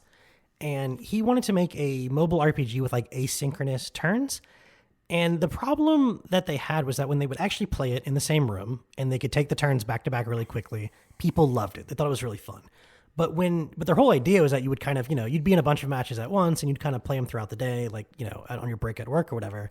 And they said, like, every time you walked away for more than 5 minutes, you just forgot what you were doing. It wasn't nearly as fun. Like, waiting on people wasn't fun. And ultimately, like, the whole asynchronous thing, I think, kind of broke it down. And I don't know why they didn't decide to just try it out as a game you would play, like short matches with someone immediately, like a Hearthstone, but they just never went that direction. That sounds interesting. I would have liked to have seen that come to fruition at some point, especially since it's the Hearthstone team, or at least the one of the major factors in that. Like, that could have been interesting. But I do think one of the most frustrating things about most mobile games that you have to wait on people is the waiting part. So I can totally see why that part of it fell apart. Like, that's always infuriating. I take my turn, and then it's like, well, I might be able to play this game again in 3 days. And then the last game I thought was interesting to talk about was codenamed Ares, and this was actually a Battlefield-style game set in the StarCraft universe. There's a lot in here about what might have caused this to kind of go under the radar and then be canceled. Part of the theory is that, like, the Activision executives were kind of confused because they were like, hey, we already have Call of Duty. Like, what is, and you decided, you guys have Overwatch? Like, what are we doing here? You should take some of these people. Yeah, and also they never stopped complaining that Overwatch 2 staff was understaffed. So they were like, why are you putting people on a new shooter instead of putting it on the current understaffed shooter? Another thing was that they thought that it was too close to EA's Battlefield, which was like one of their big rivals. And I guess they took that as like, rather than don't compete with them, it was like, what are you trying to compete with us? You're trying to be like Battlefield? I don't really know. That's a weird one, but... But I also want to say that this was the one that... No, this wasn't it. The one that Alex Afrasabi was in charge of was the God of War clone. So that wasn't this one. That got canceled because he got shit canned and no one else knew what he was doing. So, but this one, basically the way the book describes it is that, so when Morhaime retired, J. Allen Brack took over. And he was basically trying to shield them from a lot of like the criticism and pressure. And so he basically made it seem to them that things were like all systems go and things were going great. And then one day he just comes in and is like, yeah, so this is canceled entirely and you're all being moved to other teams. And a lot of the staff was really upset with that because they were like, what the hell? Like, you had basically been leading us on. So I don't know if that's like bad management by Brack's part or like if he truly did everything he could to keep Activision off their back. It's not super clear in the book. But at the end of the day, this was canceled. However, it is returning in some form because it has been confirmed that the recent ads for Activision Blizzard talking about hiring for a first-person shooter project are resurrecting the remains of Ares and turning it into something. So nothing saying that won't get canceled too, but it is currently being worked on. So continuing off of what you were saying earlier, Jeff, about stingy gamers and we were crapping on gamers, I definitely want to go through a section in this book that really does showcase just the worst side of the capital G gamer community. And that is the story of Jay Wilson and Diablo III. So we are starting with... So Jay Wilson, I mentioned earlier that Dawn of War would come into play. He was the lead designer over at Relic Entertainment for the Dawn of War, the first one. So not the Dark Crusade that I think most people played, but the first one in the series that was just like a campaign mission based where you followed the Blood Ravens as they helped out the Ultramarines and killed orcs and all these good things that we love about Warhammer. It was a great game, huge critical success, moderate sales success. They poach him away from there, and they actually want him to lead Diablo III. A little strange because, they have RTSs, but I guess at that point they didn't want to make anymore. So they put him on Diablo III. And he lives in Canada. He initially didn't want to come and work at Irvine, but they flew him out to BlizzCon. And after talking with Morhaime and Metzen and others, he fell in love with the company and decided to relocate his whole family to Irvine, California, which will become imminently tragic. So Wilson, he kind of said that he inherited a strange mix of employees, right? Because remember, from our first episode, we talked about how Blizzard North was in charge of Diablo. And when they got moved into Blizzard proper, there was a lot of kind of back and forth between the old guard and the new guard in regards to Diablo. Like, how should we make this game? So when Diablo 3 is being made, he was basically saying, like, you had all these former North employees that were just super stubborn. And the way he describes it is they came down from North with this idea that every single thing must be a unanimous vote. I'm thinking, how do you guys do anything? So it was just constant pushback on every little thing from like a lot of these former North employees. And a lot of it actually centered around the artistic style. Do you guys remember any of that controversy when Diablo 3 first launched about like the artwork? Very vaguely. I do remember there being some backlash over it was like kind of too bright and almost Warcrafty, right? Mm-hmm. Like yeah, that was exactly it. Basically, the Irvine group had kind of thought this game is a little too dark. We're not really that kind of company, and especially now that graphics are so good, we don't want to lean into that, right? Before it could kind of be a pixelated red maroon splatter, but now it's very clearly it's a decapitated head, right? So they decide, okay, we're going to make things look a little more World of Warcrafty, that sort of timeless style that, you know, doesn't look like cutting edge, but just looks unique. It looks stylistic. It's timeless. So they kind of lean into that. But before that, the reason they lean into that is because Wilson at first was kind of giving some ground to the North guys. And they were like, sure, you know, I'm not in love with the style you guys like, but we'll roll with it. And then he goes to pitch it to these Blizzard executives. And that's when he realized, like, we've just spent 6 months making a game that looks boring as hell. There's just, everything's gray. It's just gray and bloodstains.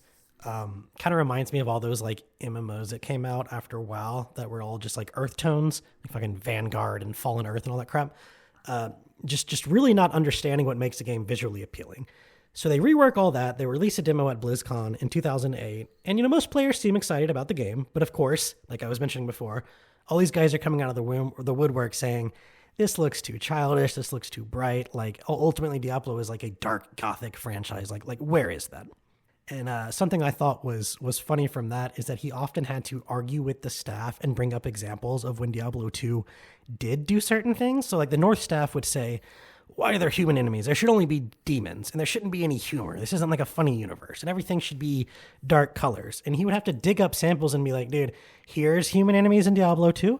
Here's bright colors in Diablo 2. Here's jokes in Diablo 2. Like you guys have this fantastical version of this game in your head that doesn't actually exist.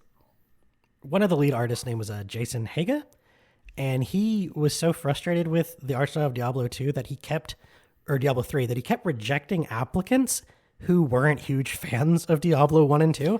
And eventually Wilson and other leadership just like stopped telling him when interviews were happening. Because it kind of reminded me of the early days of Blizzard where Morhaime was like, you like video games? Oh yeah? What's your favorite? What's the password to the third level of blah, blah, blah. So just having these ridiculous expectations that I think Jay Wilson was like, guys, I'm sorry, but you just have to get over the fact we're not making Diablo 2. We're making Diablo 3. Like, you know, get over it. But here's where it really gets interesting. Diablo 2, a lot of issues with gold farmers, scammers. They wanted to figure out a way to kind of prevent this from happening.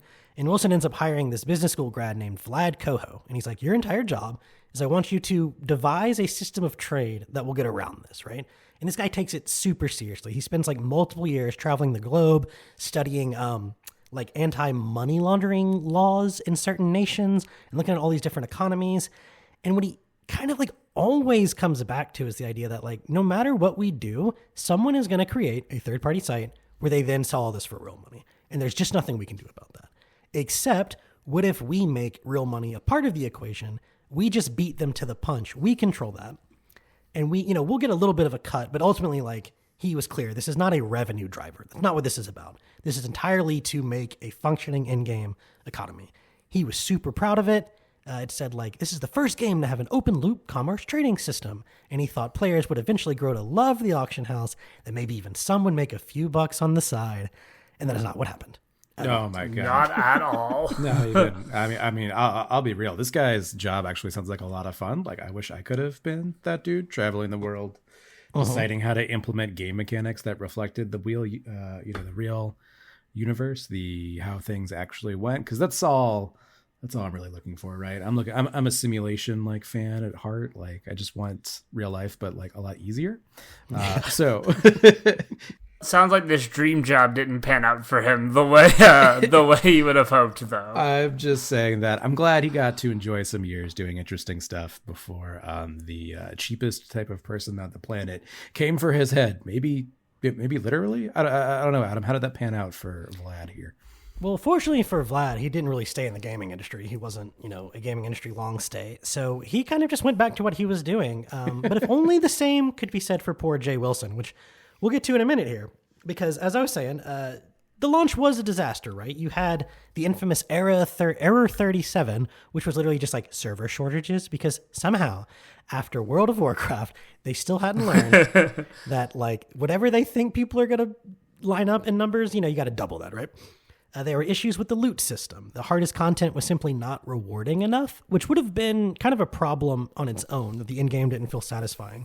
But compared with the real money auction house, all these players start to say, oh, I see why this loot sucks. You want us to go pay $10 for the Sword of Awesome, because it's never going to drop from these. And Blizzard, in the book, I think it's pretty clear that this was not the intended design, that this was never really a nefarious thing. It just was very delicate. And since it wasn't configured perfectly, it just became a shitstorm. Is it, I can't remember all the details from the book. Is it true at all that a lot of people, rather than, spending their time playing the game and getting the drops, just shelled out the cash for the higher level items? I can't remember if that was true or not. Is that detail in there? It does say that's part of what started it, is that the people who had no problem spending the money just stopped doing those like high-end dungeons to just go buy the best loot, so that then they could like do the player versus player stuff or just brag at walk around city with their cool loot.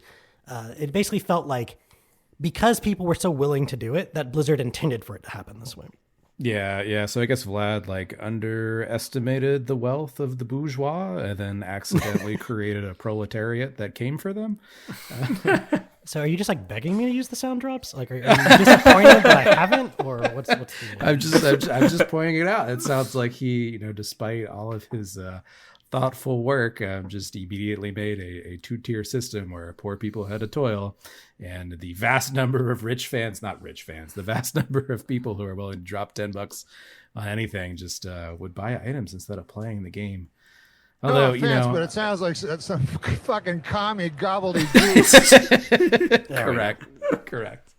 Well, and I think the idea is such an interesting one to try and basically get ahead of what they believe is an inevitable third-party market. Uh-huh. But introducing a market into your game like this, in a game that is very specifically designed around loot, it feels like it was always going to be like a dangerous idea in the first place.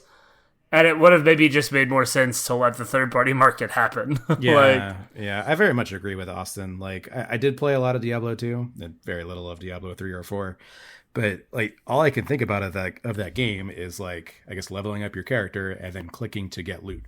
What else? Yeah. What else is there? What else is that game about? Right, so it's like, why... Yeah, you're probably right that the dude probably just underestimated people's desire to do this, because you're just paying to not play at that point. Mm-hmm. So... Mm-hmm. Yeah. Right, which some people will want to engage in, but like that's what the third party market is for. And I'd have to look at the timelines, because they've had much more success with the WoW token. But I think part of that is because just the game has since been kind of designed around it, so that all the best drops of stuff have to come from raids anyway. Like, you can't buy a WoW token, turn it into gold, and then go buy the best gear. You can buy like some decent gear, but it's mostly like people want to do it to buy vanity pets and mounts and shit. Mm-hmm, mm-hmm. Yeah, it's just such a... I don't know. Again, we talked a little bit about hubris last time, and maybe this is a little bit of, hubris showing at the company again, that they could somehow design their way out of something that doesn't necessarily make any sense. I don't know. Not every problem can be solved, and I guess it takes a would-be economist to think that he can solve in a video game what is also like a real world problem. And right, I don't know. It's just surprising that they thought that this was something they could do. Especially in retrospect, right? Because it was just received so poorly. one of the things that happened afterwards, and this is really where we get into the capital G gamer moments here, is, David Brevik, if you guys remember, he ran Blizzard North, one of those three guys. He gives an interview after D3 launches, and he's kind of critical of it, and he basically just says, like, I would have never gone with this loot system, right? But the way he gave the interview, a lot of the former North employees, such as, it's Chris Haga, not Jason Haga, he felt that he was just being thrown under the bus. Like, he really thought the interview was like, this sucks. He's blaming all of, like, the people who worked really hard on this game when he just kind of, like, could never get an idea together to begin with. So he's posting this interview on Facebook, and they're kind of, like, in solidarity, all the members of the team lamenting this. And Jay Wilson, director of Diablo III, he's at a party. He's kind of drunk. He's kind of upset about the whole thing. And he's just trying to give some words of encouragement to his team. And he types out, yeah, fuck that loser. And little did he know this would be the biggest life-changing thing he ever did. Screenshots are taken. It gets leaked. Don't drink in social media, y'all. It's absolutely. So can I get context on the fuck this loser? Like, is this in an internal thing, or is it on, like, Twitter? I can't remember. Well, it was in a Facebook group, but I don't know if that was, like, a private group or not. I'm not sure. Okay. I was just curious how widespread this was potentially before it was intentionally circulated around, but like how visible was it initially? You're right. It might have been an internal thing. I was thinking the interview was on Facebook, and I thought he just, like, went to the interview, hit comment, and wrote "fuck that loser" on it. No. So it was in it may not have even been a group. It may have he had gone to the person who pasted the interview and said, hey, this really sucks. He's throwing us under the bus. Maybe he left a comment, like, under that. I can't remember the exact details of it, but the point is, it certainly wasn't private enough, because clearly it hit the old 4chan, and the internet took over from there. And needless to say, the dude just received endless death threats, like, immediately. The book kind of mentions that for the first week, he was just kind of like, whatever, like, this will die down. But after a straight week of them just never stopping, like, he calls the police. Police end up, like, watching his home. He said that the police told him that a lot of the people ended up being put on no-fly list. So, like, they were taking it pretty seriously. His family was terrified to leave the house, and terrified every time he left the house. This family that he had moved from their Canadian paradise. Oh, Canada. It legitimately seemed like he thought that, look, Diablo 2 was a game that was not perfect at launch, and we spent months patching that to make it what it was. Players will give us the same patience for Diablo 3. That did not happen. This man has vastly underestimated what the internet has done to video game culture. It was a long time between Diablo 2 and 3, and things changed. But he would get messages that says, like, you've destroyed Diablo, you're horrible, you deserve to die, you should kill yourself, and if you won't, I will. Man, imagine getting put on a no-fly list because you're angry at a video game developer. Like, I just... the lamest reason to be put on. So were you part of, like, a South American revolution? No, Diablo 3 song. So the game actually ends up selling reasonably well. It's the first Diablo game in a while. The reviews are still mostly good. Most of the people aren't having huge problems until the end game. But despite the sales numbers, he begins to feel like he has tanked a franchise, right? He feels like a failure. He completely stops working on Diablo and asks to be transferred to another department. He ends up working on what I believe was World of Warcraft Legion. I think the other day mistakenly attributed that to Afrosabi. He was not the lead designer on that, thank God, so I can feel good about liking it. And I think Legion is probably the best expansion since Wrath, so I think it was great. He did a great job on that. But ultimately, like, the death threats just never really stopped, and that pressure never stopped, and he just had to, like, completely stop working on games. And there's these really sad moments in the book where, like, one of the designers that worked under him named Travis Day, he said, I was so sad when Jay left. He's sincerely a very good human being, and he got a very raw deal. One of the former North artists, even his name was Julian Love, and he admitted, like, he argued with Jay Wilson all the time about stuff, but he even said, this dude may be within the top 10 best video game designers in the entire industry. So it just really was, like, sad to read this chapter because it was this huge loss from this guy that, like, had the crime of sticking up for his team, and the internet decided he deserved to die. Literally, like they decided he literally deserves to die because the internet is It's important if you're going to be a creator, these days you just have to have an incredibly thick skin, and that isn't necessarily the way people were raised or really even necessarily what you should expect from folks. But that is sort of I'm about to say, like, it's a little bit different. Like, having a thick skin is different than getting constant death threats over the fact that you, quote, ruined Diablo, even though it sold well, reviewed well, and ended up being a pretty good game overall. I think that is looked at rather favorably at this point. Sure. I was being, what's the opposite of hyperbole? I was very much understating like the kind of mental fortitude you have to be a creative these days. And yeah, by thick skin, he meant Kevlar jacket. Yeah. It's or just like don't have the internet, but that's pretty difficult as a content creator, I imagine. Yeah, it's not surprising that like, you know, this kind of internet phenomenon tragedy shows up at Blizzard too. So you have a little bit of redemption for Diablo 3. The Reaper of Souls expansion comes out, and it kind of restores the game's reputation. They get rid of the real money trading house. It addresses a lot of the concerns about in-game. It adds an extra class. It does pretty well. And before Wilson had like stepped away from gaming, he had basically like begged them to just wait for Reaper of Souls reception before deciding what to do with the franchise. But it was kind of too late. The executives already decided, no, we're like done with Diablo 3. We're going to take the goodwill that we've built up with this expansion, and that we're hopefully going to build up with this expansion, and we're just going to move on to Diablo 4.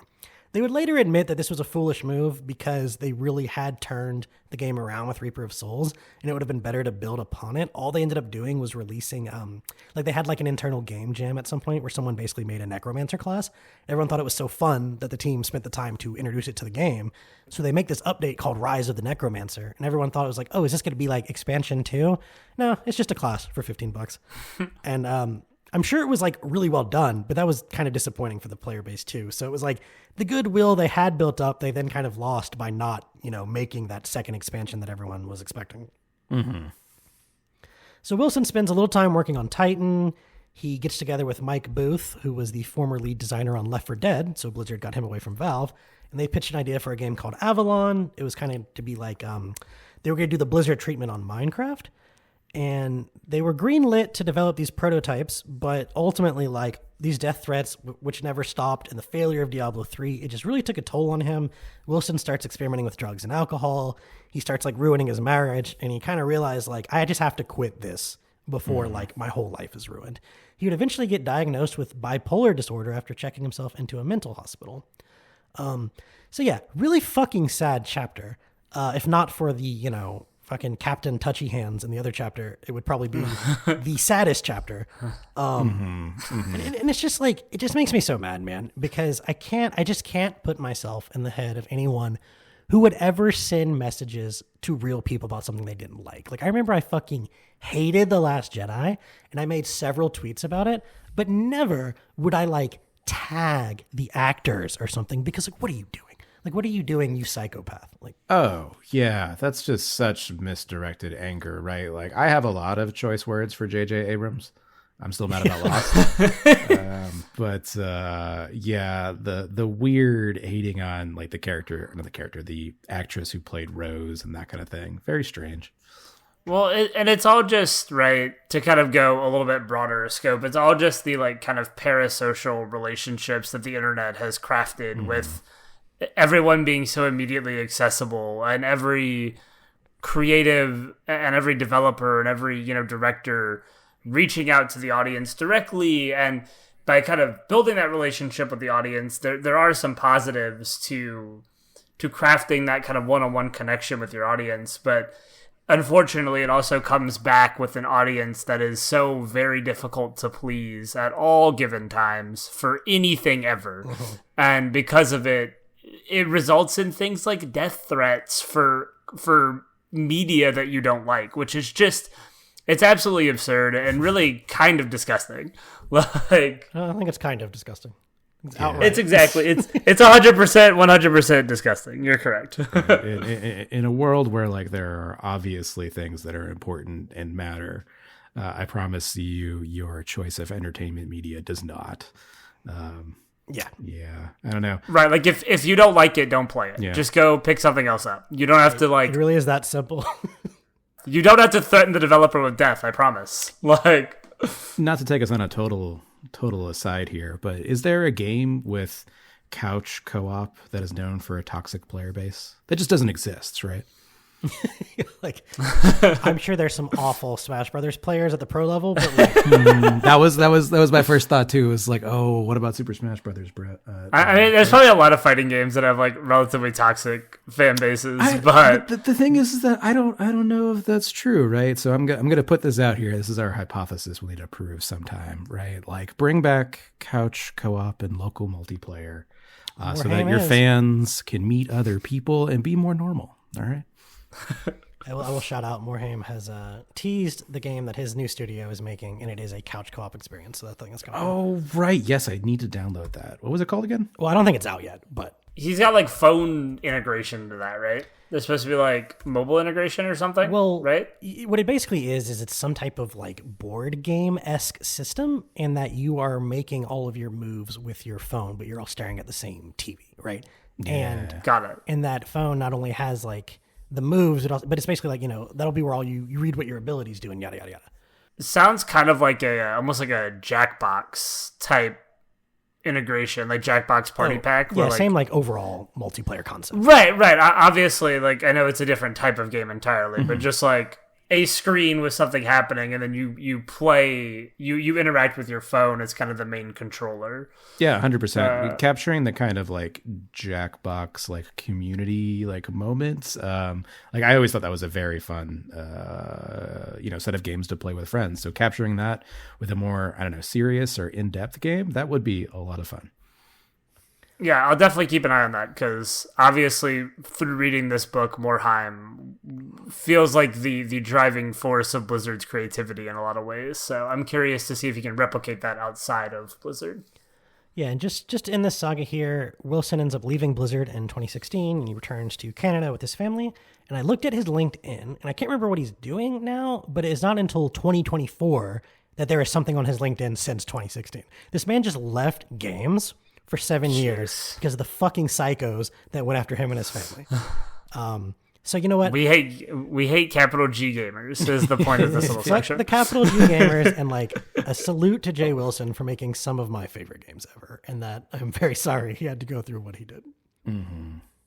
So now we will dive into what I'm going to call the Titan Saga. And we are truly going to maybe, we'll leave out some details occasionally because there's a lot, but we're going to go through Titan all the way to the current state of Overwatch 2. So it begins, as a lot of things in this book did, with World of Warcraft. They saw article after article, is this the WoW killer? Is this the new WoW killer? As all these shitty MMOs came out. And around 2007, someone in Blizzard realized, hey, if someone's going to make a WoW killer, why not us? So they form like the Avengers of Blizzard staff, right? You got Chris Metzen on story. You got Shane DeBerry, who was a longtime producer, I think produced StarCraft. He's on production. Justin Tavriat, who has been an art director on StarCraft, has worked there for like 12 years. He's the art director. So it's just this all-star team that the idea was that like we're gonna spend some time in pre-production, we're gonna get this game concept down, and then we're slowly gonna start pulling some of the best designers from around the company to come work on it. And its ambition from the beginning was huge, right? There's a quote in there where someone says that this was intended to appeal to gamers, non-gamers, young, old, men, women, everything in between. I don't think they meant everything in between men and women, but that's kind of funny in a modern context.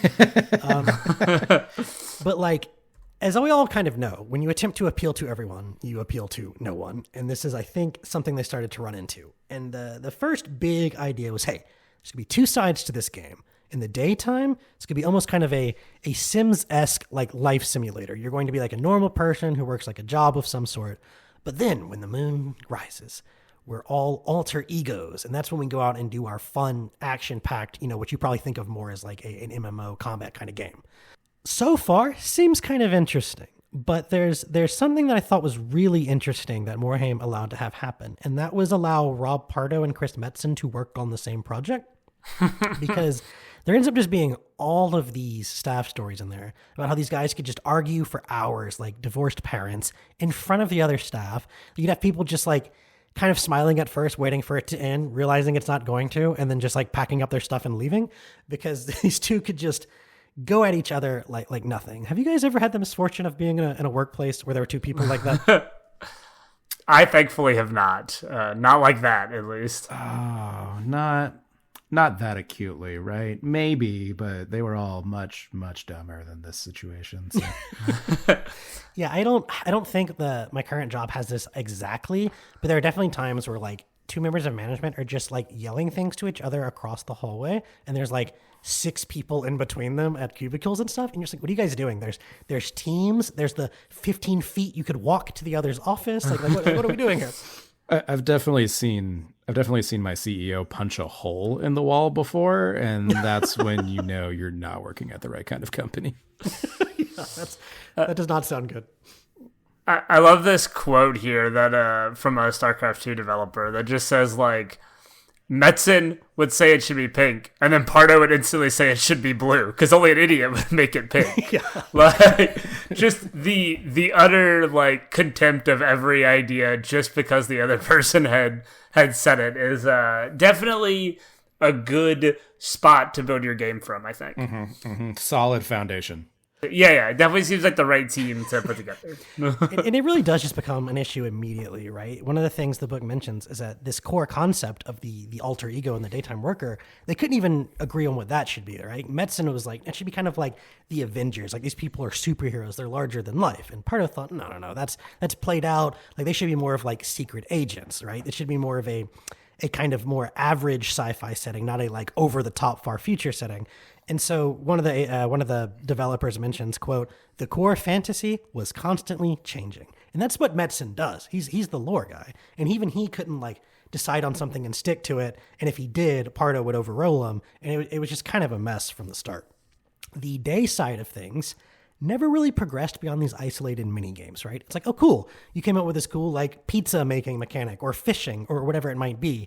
But none of them really felt like they were part of the same game. None of them really seemed like they would carry a whole like part of the gameplay loop. And they never really came together. You know, I think this is mentioned in multiple chapters about Titan, that just like the entire concept was just fundamentally flawed from the daytime angle. And they just never got that really on 2 feet, you know. One of the other things that was a huge problem was the art style. So obviously you have Metzen and Pardo arguing about how it should look, far future, near future.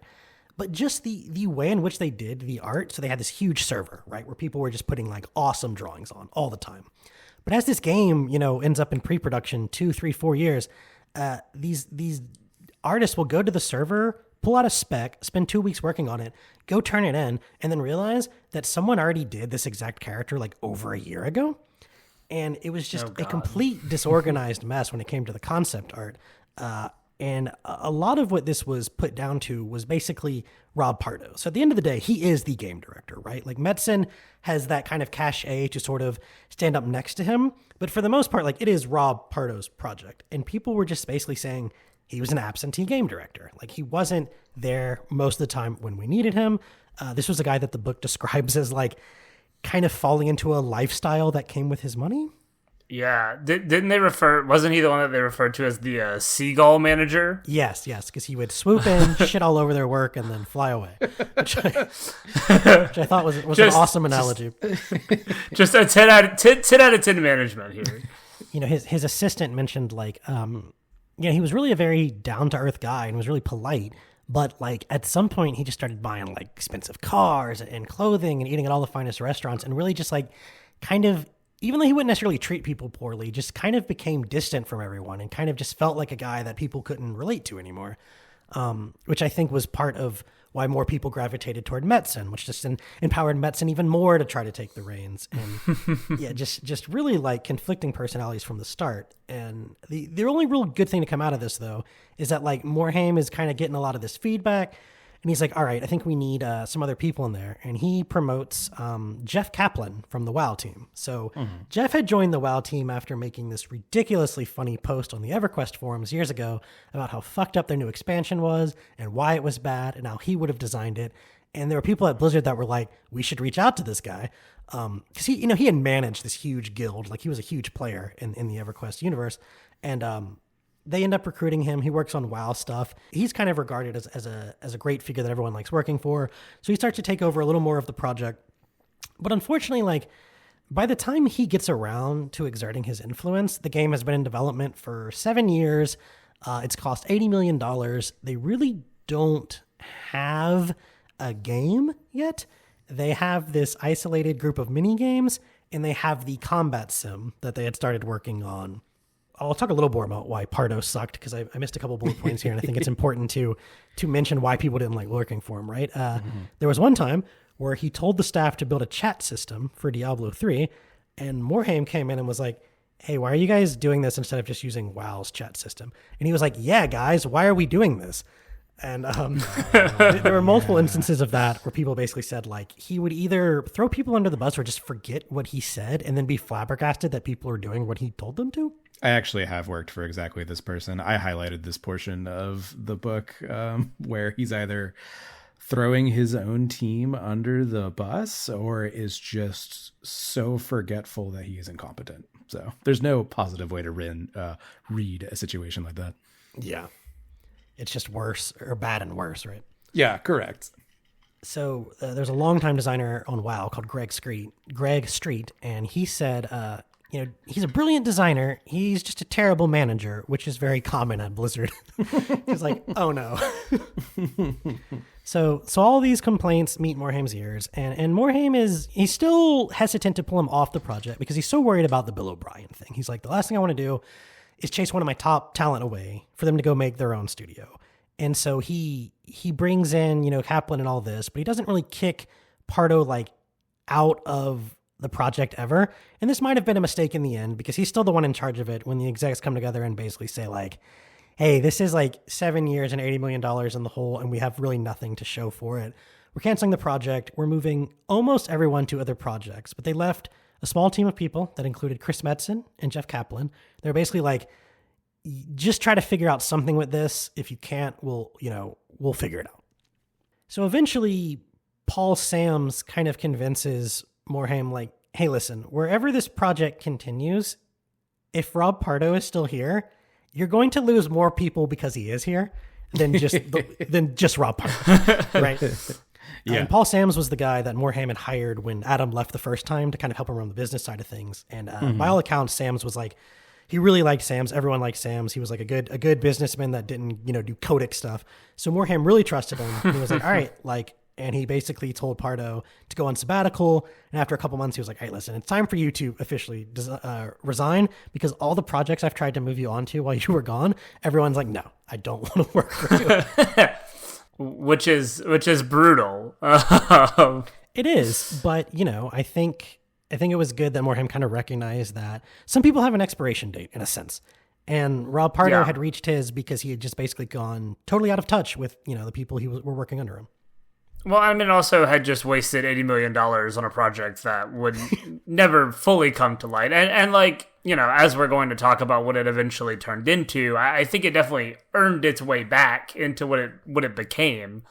But the Titan project, the WoW killer, right? I mean, that I didn't know anything about Titan before reading this. And so kind of seeing what that was supposed to be, it seems fascinating, but it's not shocking that the daytime stuff never landed because I don't know, it never sounded fun.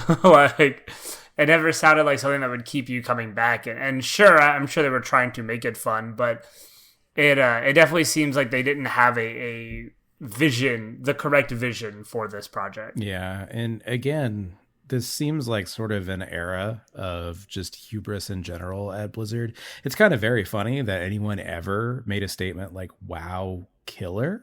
That's just, it's crazy. You're never going to be able to do that. You're never going to kill World of Warcraft, right?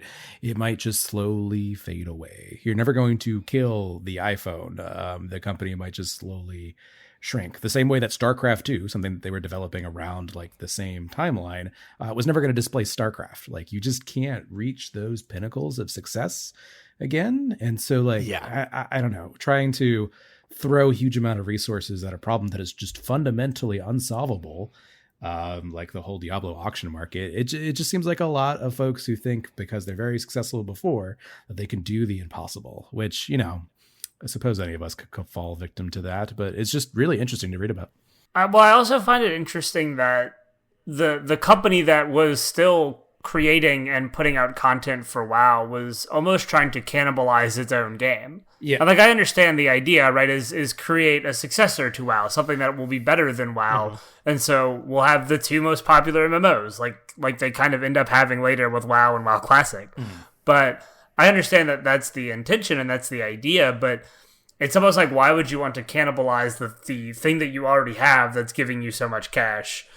Why try and, like, eat that success away with something that could fail instead of creating something brand new? And so it's interesting that they even tried to do it. But, you know, I guess, like you said, right, why not us make the WoW killer? But clearly that did not pan out the way they hoped. Yeah.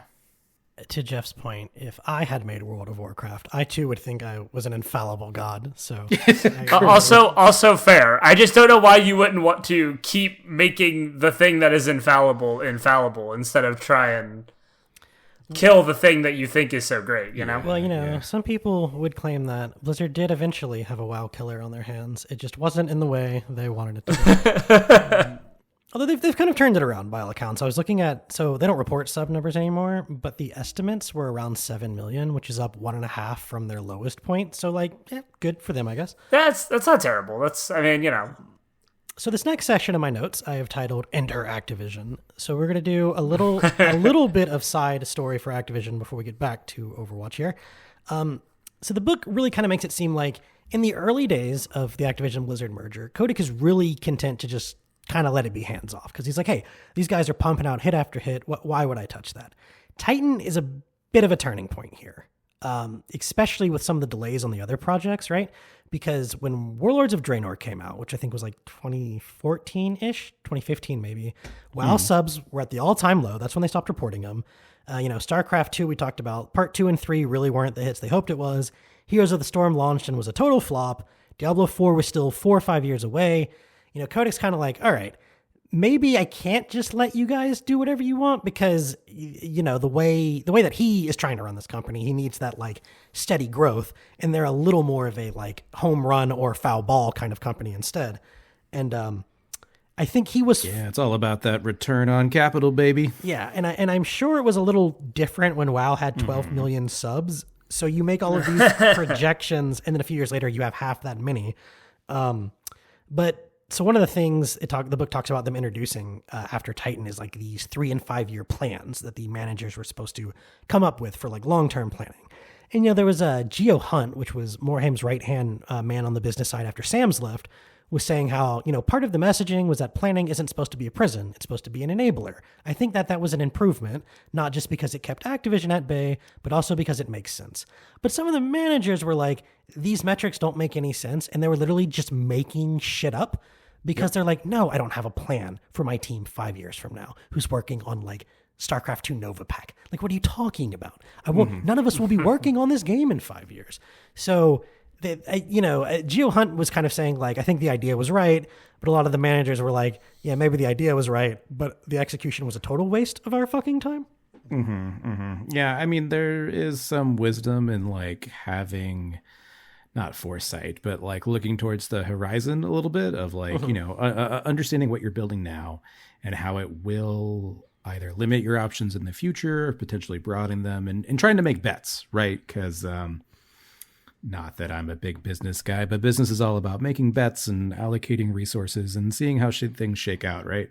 And it doesn't surprise me at all that a bunch of people working in the tech industry trying to make video games that, you know, ultimately capitalize on like what's fun in the pop culture, right? Like it's fundamentally about what people find fun at the time, just absolutely balking at a 5-year plan. It's like, I'm sorry, I'm not running a factory in Kiev, okay? Like this is a creative video game company. And no, I have no idea what I'm doing in 5 years. So back to the story of Overwatch directly. This chapter was called Calvary's Here, which is a reference to, is that the cinematic where Tracer shows up and is like, the Calvary's here? Austin, you would know this.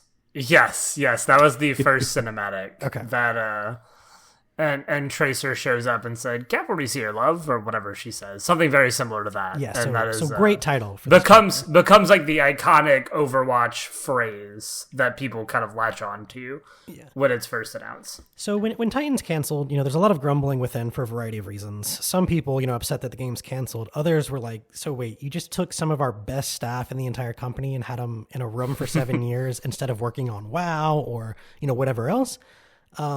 But, it turns out they did find the right guy for the job. So Jeff Kaplan has this huge fondness for Valve's Team Fortress 2.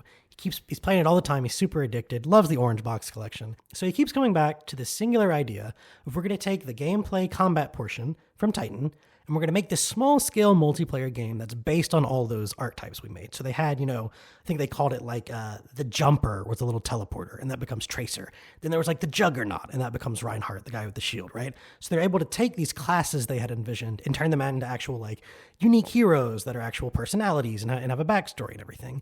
And Metzen is instantly into this, and he strings together a Marvel-style group of superheroes with a story, and the whole thing is that they saved humanity from this rogue AI, but now, or they tried to save it, I think is what it was, but they failed ultimately, and now they're scattered and dismantled and dismayed. And the book says, it ends one of these chapters saying, this was a story of a group of talented people who had once failed, but now had a shot at redemption. It's like, oh, okay, I see what you're doing there. I see. This art mirrors life. So the original pitch meeting for Overwatch, it kind of seemed to be going terribly. You have these Activision executives just not really being interested and staring at their phones and having all these concerns about again, why are you trying to do this when we have Call of Duty? But Bobby Kotick himself was apparently just staring at this group of concept art that was on one of these posters. And he just didn't say anything the whole meeting, and he's just staring at it. And at the end of it, he just stands up and he's like, these are the most unique characters I've ever seen. I absolutely love these guys. And all the other executives in the room were kind of like, are you sure? And he's like, yeah, no, I'm sure. This will widen our appeal to not everyone who plays video games likes Call of Duty, but maybe they still want similar mechanics. What if they have something that appeals to that, right? So Bobby's able to turn the whole room around and get all the other executives on board. And what I thought was funny is that he had a particular fascination with Torborn, the dwarf engineer. And one of the designers notes that his biggest fascination of the unique hero was the one that we just copy pasted from Warcraft. But sure. I actually really liked this part about I think a lot of people, myself included, often look at Bobby Kotick as a villain in the story of Blizzard. He looks like an imp, so and it's not entirely fair to Kotick, right? I mean, he definitely made some bad decisions and did a lot of bad things with Activision and Blizzard. But yeah. I found this particularly fascinating that he was the one who basically turned everybody around on Overwatch, which ended up obviously doing super well for them. And it was Kotick himself who was like, no, this is good. What we have here is something good. And I found that interesting because I think so many people are quick to point at him for all the failures of Blizzard. But this was largely his doing that this got off the ground, it sounds like. Yeah, corporate mistakes are always more than a single person, right? So it would be naive to point at anyone and be like, you're the reason this company sucks now. I mean, obviously. Yeah. On the other hand, I will find it endlessly hilarious that the Call of Duty guy found the World of Warcraft dwarf just so incredibly fascinating. It really doesn't make any sense. I think it's fair to describe Kotick as short-sighted or greedy or overambitious, but he does not appear to have been stupid. So I'll agree with that. Sure. Yes. Sure. So once this kind of gets greenlit, Morhaime, it's okay, Kaplan, Metzen, you guys have 2 years to turn this into something. And if you can't by then we may just need to finally cut our losses. So they get a group together to work on what is ultimately going to become Overwatch. It's not a huge team, but it starts to get bigger as they get further into production. They never really got very far into real production with Titan, enough to make a bunch of prototypes, but never this is what we're releasing. Here's the deadlines, or here's the deadlines, milestones. Here's what we're working toward. They figured this out with Overwatch pretty quickly because it's just such a smaller game. And there was an artist named Rachel Day who kind of echoed what the guy earlier said. She says, the ability to confidently say no to something is so powerful. On Titan, there was entirely too much affirmation for every single idea. So basically, you now had someone who knew what they wanted And you had the person working with him. So I think Chris Metzen is still kind of under Kaplan in this, but they get along great. They have a similar vision. It all works out really well. And in 2014, Metzen takes center stage at BlizzCon, and he says, "It has been something like 17 years since Blizzard opened the door to a new adventure."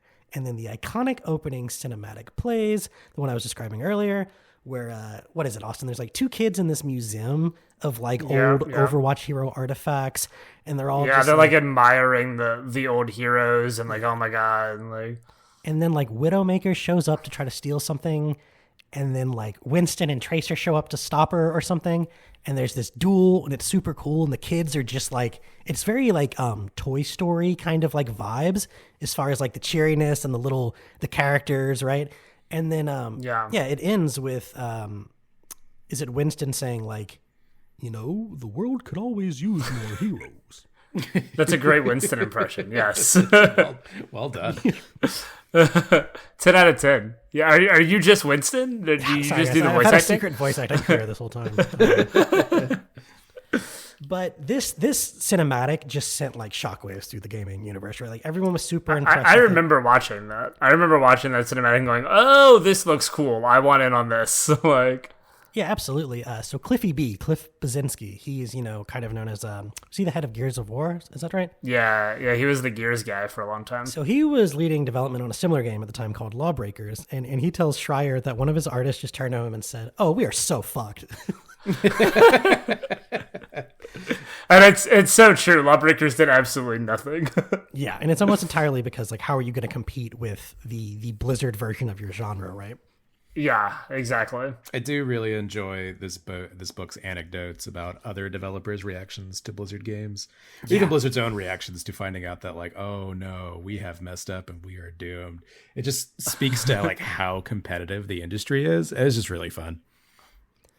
And so Kaplan kind of becomes somewhat of an internet celebrity and gathers all this hype because he starts releasing these kind of in production videos about Overwatch and kind of doing some of that early marketing. And he's, his name and face is in it and he's the one talking. So he becomes this real central figure associated with it. Metzen had created hours of lore for the game. So Blizzard hoped to keep pumping out cinematics for each character, keep that cinematics studio going because they had always had such success with these great cinematics for all their games. And they're like, this is the perfect situation for it, right? And Kaplan ultimately has this plan, which he called crawl, walk, and run. So the crawling was going to be, okay, we're going to resurrect Titan's remains into something playable. That's Overwatch 1. The walking is going to be adding in the PvE aspect that is missing because we just focused on PvP. And that's going to be Overwatch 2. And then the running was going to be, we want to eventually execute on something resembling the original version of Titan, and that will be Overwatch 3. So this is a very ambitious plan, but everyone's like fully on board because the crawling part is at least so fundamentally sound and well thought up that everyone's excited to work on it. There's like renewed, morale and stuff through the team. But Titan really does kind of symbolize so much of the start of like kind of the conflict between Blizzard and Activision, right? So despite Kotick being, I say Kotick and Kotick, whichever one it is, despite him being pretty amped about the project overall, he was really worried about the marketing. And he was like, I keep talking to these distributors and none of them have any any plans to stock up on like Overwatch copies. Like, is this going to be a big thing? We should release this in November, hit that holiday window. And Morhaime, in kind of a weird reversal of roles, is like, we're not delaying this game. We're releasing it in May from hell or high water.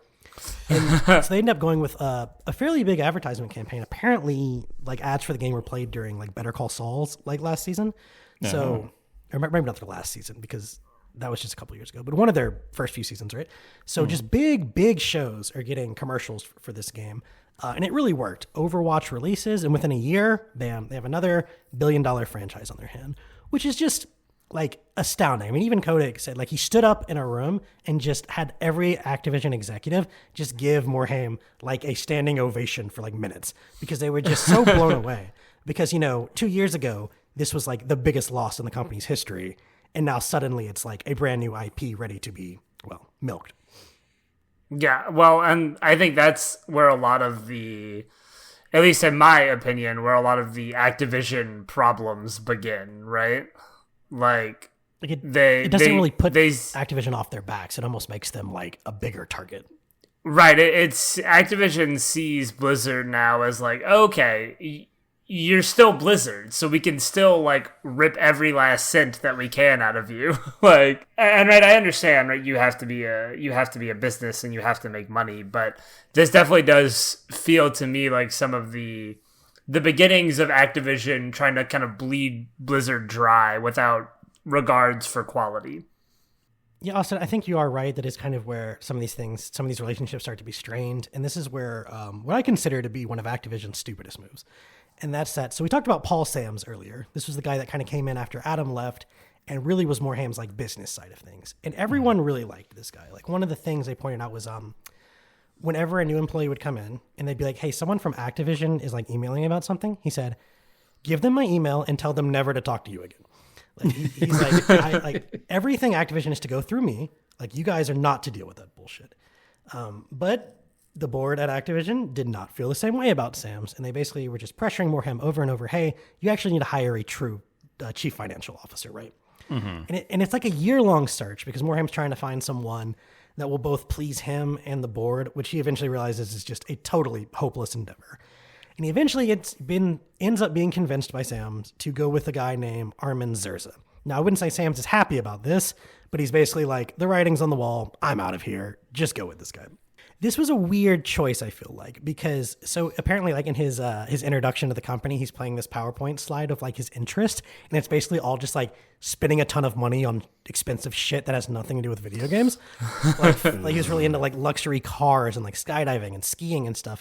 And all the developers were just like, what a weird presentation. Like he didn't even pretend to be a gamer. Like what's going on here? There was a product director named Ryan Ward who was like, Armin Zerza never spoke on behalf of any of the franchises or the players. It was just revenue, engagement, KPIs, performance. Jeff, KPIs, what are those? Key performance indicators. Right. It's the random stuff that executives choose to measure that determine whether your job lives or dies. Which I have to imagine in like the WoW scenario was pretty easy originally. It was subs. Have subs gone up? But this shit starts to get, I imagine, like immeasurably more complicated as like the freemium era of gaming takes over. And now suddenly there's like 70 different ways every game is trying to steal your attention. And there's 4 different currencies. And this probably becomes like just a total mess that is almost like ununderstandable to probably your average worker at Blizzard who just wants to like make a good game. That is true. We are talking about the company whose mantra the whole time has been like, we're going to make games that we want to play, like good stuff. We're not going to make crap. And that's the entirety of like their creative direction is make fun games. And that doesn't quite always work when you're supposed to be like the core part of a company's portfolio. And it says he made some attempts to kind of understand the culture, including like making a WoW character and playing with Morhaime. But most Blizzard employees thought he was just kind of two-faced in the end. Like he would kind of say one thing in front of them and then apparently would just like talk shit about them to Kotick. Originally, he was kind of put on the same level as another person in the company that I think replaced Sam's when he left. But Zerja just like kept like squeezing himself in more and more. And like he I think the guy ends up basically saying that like Zerza was really good at the politics and none of us were because we were just nerds making games. Right, so, right. I'm almost envisioning like a wolf preying upon the sheep, right? Like nerds are hanging out at your keyboard all day, and like I have learned the ins and outs of Machiavellian corporate politics. So kindly step aside. And like obviously, right? Like these are all people, and they're all trying to do their jobs and things. But if I had to point to a villain of Activision Blizzard, right? I feel like Zerza is the closest thing that comes to it, at least as far as like the Blizzard perspective. Just because it always felt like, I mean, they literally make the analogy of like, at one point he said, "Why don't you just hire more people to complete whatever it was that they were having trouble with?" Just hire more people. Yeah, because the developers, the soap business, right? Yeah. So just make more soap, bro. Right, and the developers are like, "Yo, it doesn't work that way. Like, we can't just make more soap." Like, my favorite anecdote about this unhinged executive is definitely one, like you're talking about, Austin. They were discussing like their issues with scaling up, and Zerza's retort was like, "Well, when we needed to sell more soap in Brazil, we opened up a new factory in Brazil. So why don't you guys open up a new factory in Brazil? Right. It's like he can't even get to the end of the sentence and still have it make sense. Like, It's just like, what are you talking about? So, yeah. It's like, my dude, you know that video games don't work that way, right? Creative works don't work that way. More people does not equal better product or quicker product or anything of that sort in this context. And it felt to me like Zerza, at least the way the book describes him, never put enough effort into understanding how video games were made and like how the industry worked for him to not think that way. Like, yeah, 100%. And that's why I find stories about companies who have like kept their founders around like so interesting and engaging, which is most of the story of Blizzard, right? Because, it was a small company with people with a particular vision. But this is the first time in the book where you're getting like real into the nitty gritty of like, oh, everyone isn't just working a job here, right? Like lots of Blizzard devs are ultimately working a job that they care about, but it's wage labor. And then you have an executive come in who he's not working for a wage, right? He's working for you to get his stock value to go up so that he can retire wealthy. And that comes across like in droves while talking about this guy's interaction with Blizzard's development teams. To Austin's point, like at least in the chapters about like early Bobby Kotick's life, it was like, oh, he could be tough, but he was fair. Like when you succeeded, you were given the resources to keep succeeding, and he would like secretly fund people's vacations and stuff. There's almost just like nothing in here about Zerza that's like positive at all. The one thing I found was that I can't remember who it was. I think it may have been Geo Hunt, but one guy basically said, I witnessed in some meetings that he would push back against budget cuts for Blizzard, which.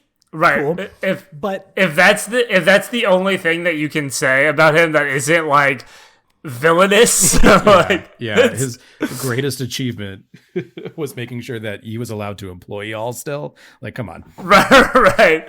Like you could still get games. Okay, I guess. Cool. Good job. So we'll kind of stay on this shitting on Activision track because that's kind of the next part of my notes what I want to talk about is at some point during all of this, they bring in a new HR boss named Claudine Naughton. And I want to say she came from like 90s Microsoft. It was something that had done a ton with stack ranking, right? Now, yes, the infamous. For those who don't know which stack ranking is, it's basically like, and Jeff, you can kind of clarify this if I'm messing this up. It's essentially a way that you are trying to like, I think every instance of it is a little bit different, but you're essentially trying to divide your employees up into like the 10% highest performers and like the 80% middle performers and like the 10% lowest. And the idea is that you're either going to like systematically cull that lowest 10% or like pass over them for promotions and raises.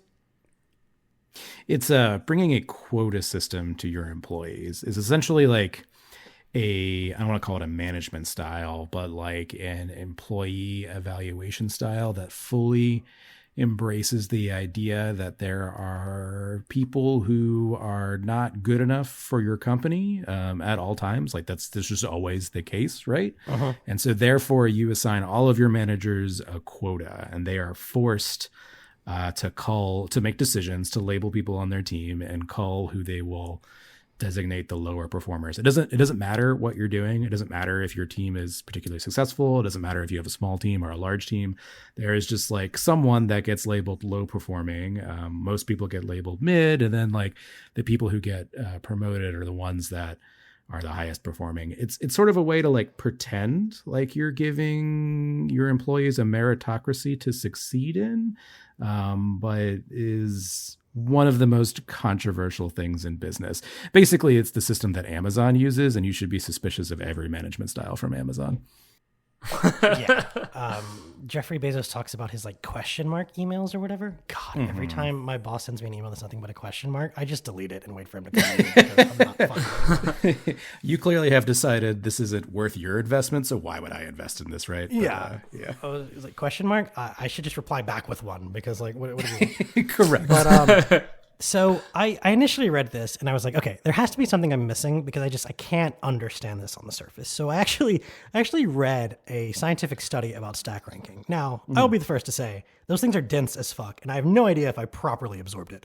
But the gist that I kind of got is so this study was dividing up the firms they studied into sort of three different categories. And you have the ones in which like the lowest producer on the team kind of limits productivity, the one in which like the highest producer on the team kind of determines productivity, and then one in which just like the average producer determines productivity. And what they found is that like, so in the one in which the lowest producer kind of bottlenecks things, you do end up with like, you know, the free rider problem, and that can cause some resentment. And so there is some value to making sure that you don't have free riders. But what it noted with the other two kinds was like, these games are a lot more negligible. And on top of that, you risk affecting a company's culture, right? Yeah. And I think this is ultimately where I stand with this, is that like, there may be situations where stack ranking makes sense. I can't imagine that a creative, collaborative endeavor is the one. I just can't get behind that. Yeah. Yeah. Again, if you're like, you know, measuring output on an assembly line or whatever, fine.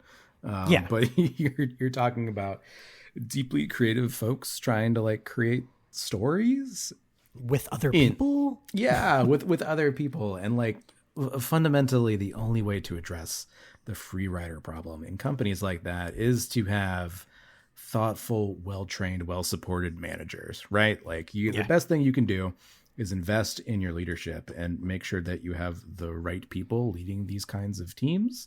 Because you'll fundamentally find that like people who feel safe and excited about their work are eager to collaborate and will quickly turn on someone who is like a freeloader. You don't need to institute a corporate culling policy where like kill the freeloaders. Yes. We wouldn't dare want to waste our wages on like, you know, an employee or two who happens to bring down a team or two. Better to scare the entire company than, you know, risks a handful of people being problems. Yeah, before I read the study, my first instinct was maybe like, okay, maybe if you have like a sales team where there's no real collaboration and everyone is kind of each other's competition anyway, but like very, very niche scenarios, I would think. Well, and it sounds like Blizzard did find a lot of their talented management that helped build up their team. So it seems odd to have implemented this, and I wonder if it did even see those marginal gains that you're referring to, Adam, in this study. Like, you know, it sounds like, and I know you have your complaints about Kaplan later, but it sounds like at least during the early Overwatch days and through the support of Overwatch, like he had fostered that team that really, you know, liked working for him and liked working with each other. And it's interesting that around these times, as Overwatch is doing so well, that they're introducing these stack rankings and things of that nature. Which is why I fundamentally view it as like a tactic of Activision attempting to consume this particular business unit and make sure that it starts behaving the way they want it to, so that they can have, you know, predictable revenue. Something that, you know, as we know, is the fundamental of creativity, is predictable revenue. Right. And they even, I mean, the book even almost says as much, is that like Kotick was looking at ways to annualize Blizzard products, and we talked about it with World of Warcraft, trying to be, you know, annualized all their expansions. And, you know, it sounds like Kotick was always trying to find a way to, how can we pump out consistent Blizzard products that still meet the same high quality bar and creativity of Blizzard, but we could do it every year. And it's like, well, I think what they found out is like, you kind of can't. Yep. Creativity doesn't necessarily work that way. You can be the Call of Duty franchise, or you can be something more akin to Blizzard. You can't have both, at least not in any kind of vision that Kotick would be able to implement.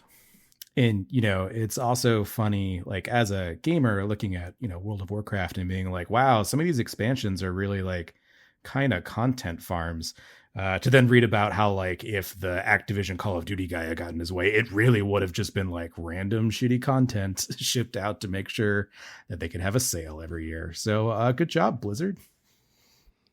I think it's funny you mentioned that you can't really have Call of Duty and, you know, at the same time as like a creative endeavor, because there's sort of a segment in this chapter where Jason Schrier is going through, okay, so Overwatch 2 is missing all of these deadlines. What is the reason for this? And one of them is he was like, The Activision execs were insisting on high average sales price, like you'd see from a Call of Duty release, but also like high lifetime value, like you'd expect from a free-to-play game. And one of the developers is like, it's very hard to make both of those be really big at the same time. Right, because people don't want to pay full price for a game, and then also Continue to shell out a full price worth of game for outfits. Like, which is even more ironic considering that I feel like Overwatch did exactly that. Like OG Overwatch, what did have a full base price, $60 like video game, but then people bought loot boxes like they were going out of style. And it wasn't predictable. Like it wasn't a predictable reward, but people were still doing it. People bought loot boxes like crazy. Yeah, and that's, you know, not to speak out of both sides of my mouth, but that's like another reason to not trust the backlash you see on the internet about like different stuff, and just like gamers in general being like, oh, I can't believe you'd pay money for that. Actually, lots of people will pay money for a good product, which is why fundamentally you should be thinking about how do you make good products, especially in a creative industry, versus like, oh, you know, how do we just get how do we get a predictable revenue schedule? yeah, it used to be like, it seems like an aspect of these games was designed to hit the most addicted players. Now it's like the whole game is being designed around only hitting addicted players. But yeah, so the whole business model, like Austin, you're kind of mentioning, was a source of debate because the first game, you know, it was a base price, and something that Kaplan always preached is like, we will never charge you for champions, right? But now they're trying to make Overwatch 2 free to play, and they don't want to do loot boxes because of the whole StarCraft Battlefront 2 disaster. So it's like loot boxes at this point are just a total taboo. Like no one's gonna fuck with them anymore. So like, do we do battle passes? Is just charging for cosmetics going to be enough to generate the revenue? Should we go back on our promise and charge for champions? And the answer eventually ended up being like, I think all of the above. But what I thought was interesting is that the way Schrier phrases this is he says, but the primary reason for delay was that Kaplan's grand vision simply failed to coalesce.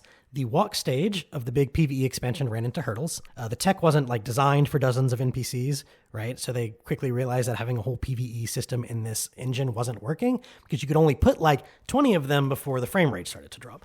On top of that, a lot of the hero skills were just useless, right? They talked about Widowmakers, lets you see where everyone is on the map, super useful in a PvP game, not really all that useful in a game where you're just rounding corners to shoot what's there anyway.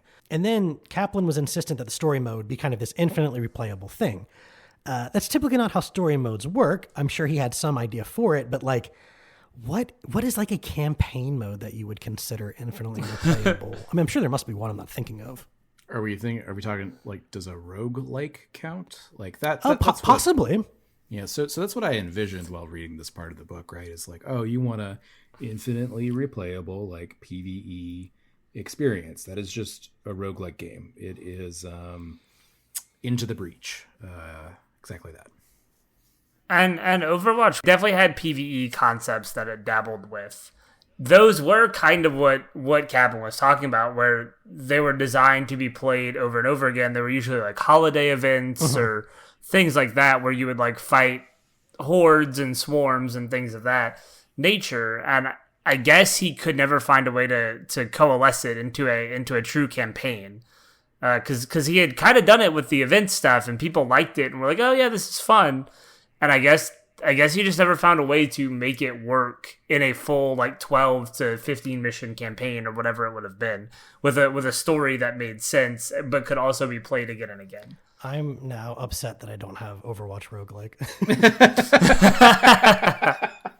Overwatch roguelike does sound pretty cool. Yeah. No, for sure. It's funny to hear us continue to talk about these anecdotes of how this game like evolved over, I don't know, a decade. And the more I hear us talk about like, oh, well, they took this component and like made it a game, and they were trying to work out, well, how you do PvE with this type of video game and what we've built already, just keeps reminding me of Star Citizen. Not to bring something like totally out of the woodwork, but it seems like exactly what they were trying to do over there with their terrible, you know, crowdfunded game that still hasn't shipped 15 years later.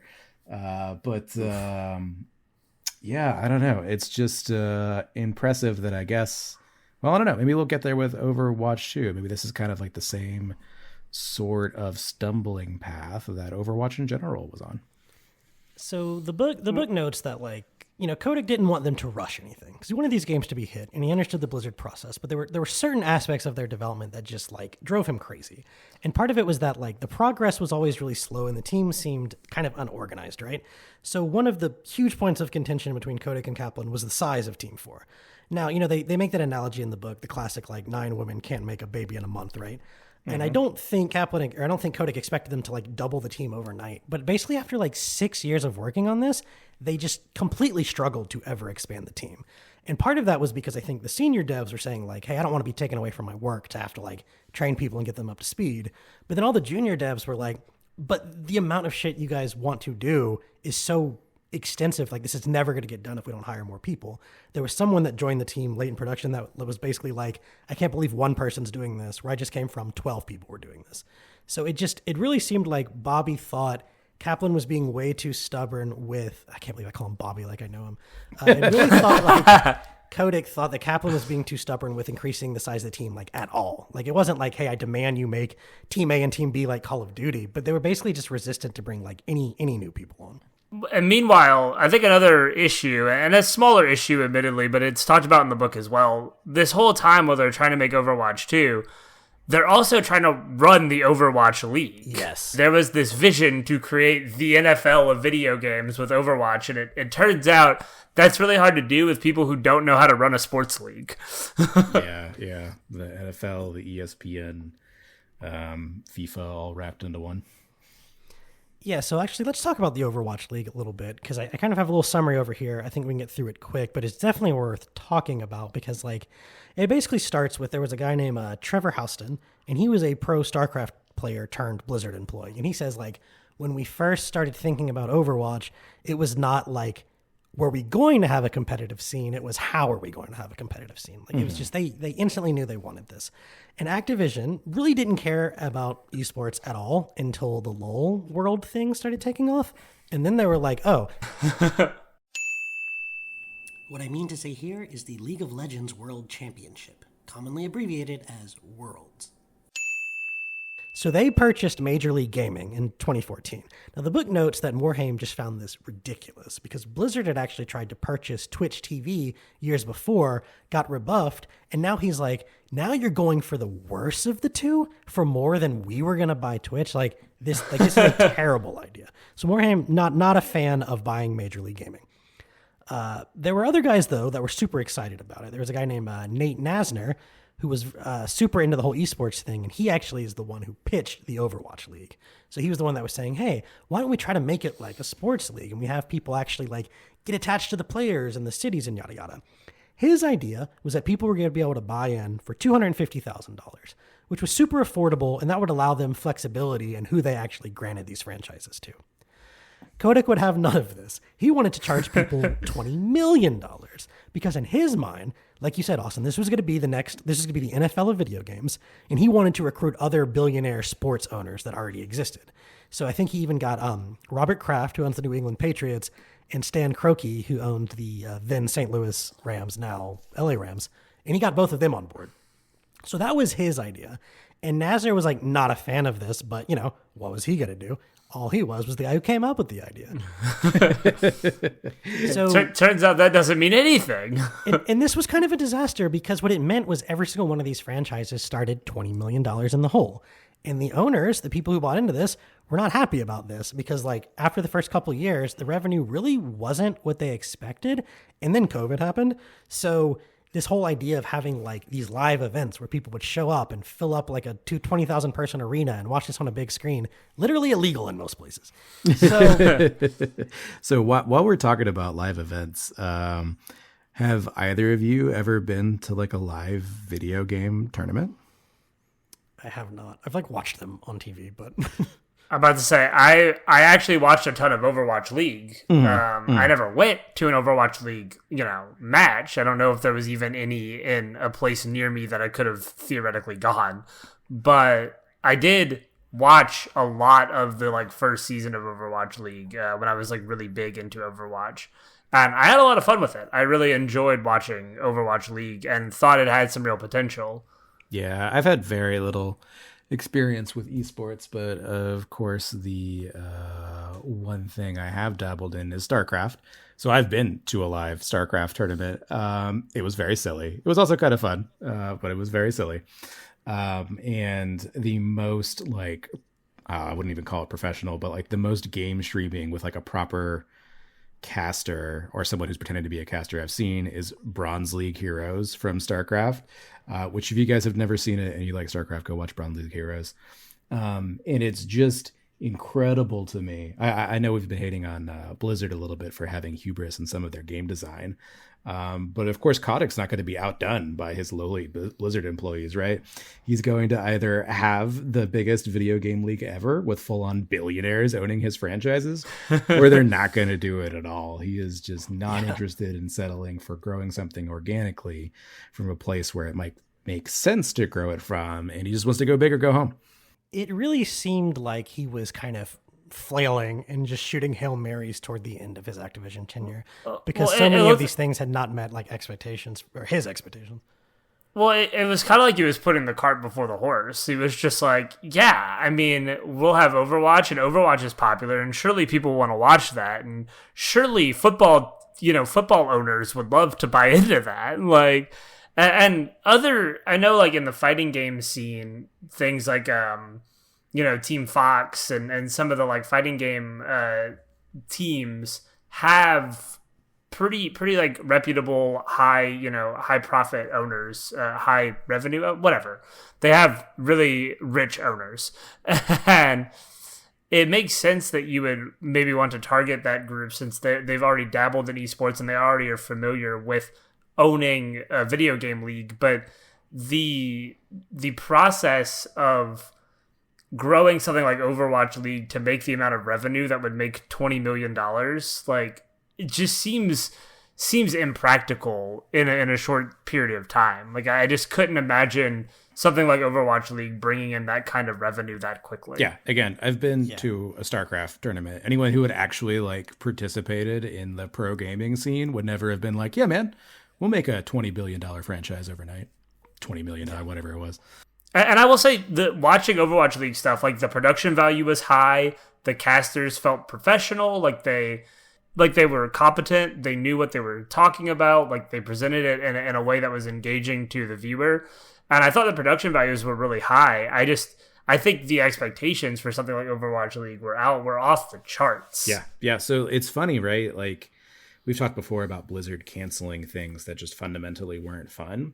And when you're talking about like the production value of live events, if there's something there that people are excited about and that people are going to get amped up about, having like rough casting or not the greatest like stream quality isn't going to matter because people are going to be raving to get that content, right? And so no amount of production quality was ever going to save the Overwatch League from being something that, fundamentally not that people were interested in watching, I mean, the initial views were pretty incredible, if I remember correctly. Mm-hmm. Yeah, it just didn't sustain any momentum at all. Yeah, right. Yeah. So what I'm saying is that they needed to have a strategy of taking those initial high numbers and figuring out ways to grow that, as opposed to setting impossible bars to begin with. And even an excellent turnout was never going to drive the revenue they needed for this thing to take off. Right. And it's a shame because I really enjoyed it. Yeah. I think when you look at the most successful esports, like none of them were intended that way. Like you could maybe argue that like maybe after Fortnite got so popular to stream and whatnot, that games like Apex Legends knew that there would be some potential there. But it isn't as if like Fortnite was designed with that in mind. Obviously, fucking StarCraft wasn't. I don't think Dota or LoL were. It's something that just occurred, like you said, organically. Yeah. Right. I mean, people have been trying to make this happen since Counter-Strike 1.6 or whatever, right? Since StarCraft came out in the 1990s. And it's just not something that's ever going to be like the NFL overnight. And so it's insane to read about a story where Kotick thought that they could just make that happen. Well, and tying it back to Overwatch 2 a little bit to kind of get back on track, a lot of the developers were working on skins and like, icons for the Overwatch League teams and like trying to put marketing into the game and tie all these things together. And it was taking, I mean, it feels like it was taking resources away from potentially what could have been better used on Overwatch 2. Yeah, 100%. That's a fair criticism of Activision here. Because if he's like, you need to expand the team. No. Okay, well, I'm going to give you work as if you had. Right. You now have to also run Overwatch League. And none of these people knew how to run a sports league. Like they weren't designing a game around running a sports league. Like, you're taking a bunch of like entertainment creatives and then being like, yeah, why don't you run a sports stadium like that? No, those are not the same skill set. One of the things that they really hoped was going to turn around the Overwatch League was the launch of Overwatch 2. Ultimately, that did not happen. And there's just so many reasons the Overwatch League failed. And I think the way the book kind of summed it up was like, the game itself was chaotic and not fun to watch as a spectator. It wasn't like this nice isometric view of League of Legends, of Dota, of StarCraft. It was actually hard to see what was even happening. Like even if you had a magical eye in the sky spectator, which I'm sure they did, it just doesn't really communicate the excitement of the first person view, right? You started to have these sponsors pull out after the California lawsuit that we talked about last episode. The few that remained couldn't really come to terms because Team 4 was like, no, dude, we're not going to put a BMW in the game. Like, what are you fucking talking about? And BMW is like, well, okay, that's like, what are you going to do? Because that's all we care about is our product in the game. So they couldn't ever really work anything out with advertisers. We mentioned COVID. The timing on that just unlucky, but totally ruined their whole, model of generating revenue with like ticket sales and stuff and really building that like sports team connection. Overwatch 2 does nothing to turn it around. And ultimately, in November of 2022, they completely shut the whole thing down only 5 years after it was created. And they end up having to pay all of the owners like $7 million buyout fees. Jeez. Just a true disaster of an esports game, esports league. And I think that kind of goes along with what ends up inevitably happening with Overwatch 2's launch and some of the reception to that. Yeah, and the Overwatch 2 launch does not go super well. Part of the complaints are that there's a lot of very excessive and expensive microtransactions because, they don't have the base price anymore. They don't have the loot boxes, so all the revenue is coming from that now. They go against Kaplan's original pledge and start charging for heroes. It was really glitchy and unstable. There was one employee that said, quote, people said it looked unfinished. That's because it was. Everyone told me, you worked on this for 6 years? No, we worked on this for 1 year, and we spent 5 years on the PvE that would then go on to be completely canceled. So it's really unfortunate because I think, God, there's that quote from the guy in the last episode where he was like, I think when you succeed by doing the wrong things, you learn the wrong lessons. Yes. I don't know that Kaplan necessarily like did anything wrong with Overwatch 1, but it maybe just gave him like too much confidence to execute this grand 3-part vision. I mean, should he even really been thinking about the walking and the running at all before the crawl? Like, who knows? I honestly would say like a hard no, right? It sounds like he rebooted his project successfully and then decided he was still going to try and revive the entire failure. He didn't learn anything at all. Yeah, I think that's fair.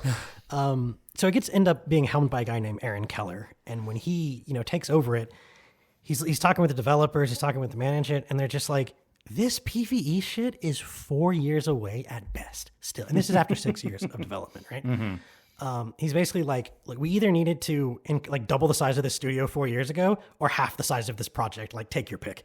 And so ultimately they decide, okay, well, we're halving the size of the project and we're just going to release the PvP as a standalone. But at this point, it was still planned. I think with the launch, they were like, sorry, fans, that we did this, but we're still going to give you that PvE next year. Didn't happen. Eventually gets canceled. And now a lot of people are bitter because they feel like they've basically been lied to. And worse, lied to by a guy like Jeffrey Kaplan, who they looked up to. And I don't think anyone lied. It's just the reality of these things. And it wasn't managed properly. And game development of this scale and price is just fucking hard.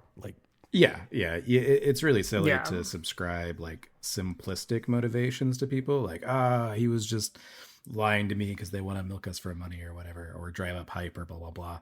And that's not the case. It's far more complicated than you're ever expecting. But, at the same time, like I said a moment ago, I don't think they learned the proper lessons from the failure of Titan and the success of Overwatch 1. I think that's a totally fair way to describe it.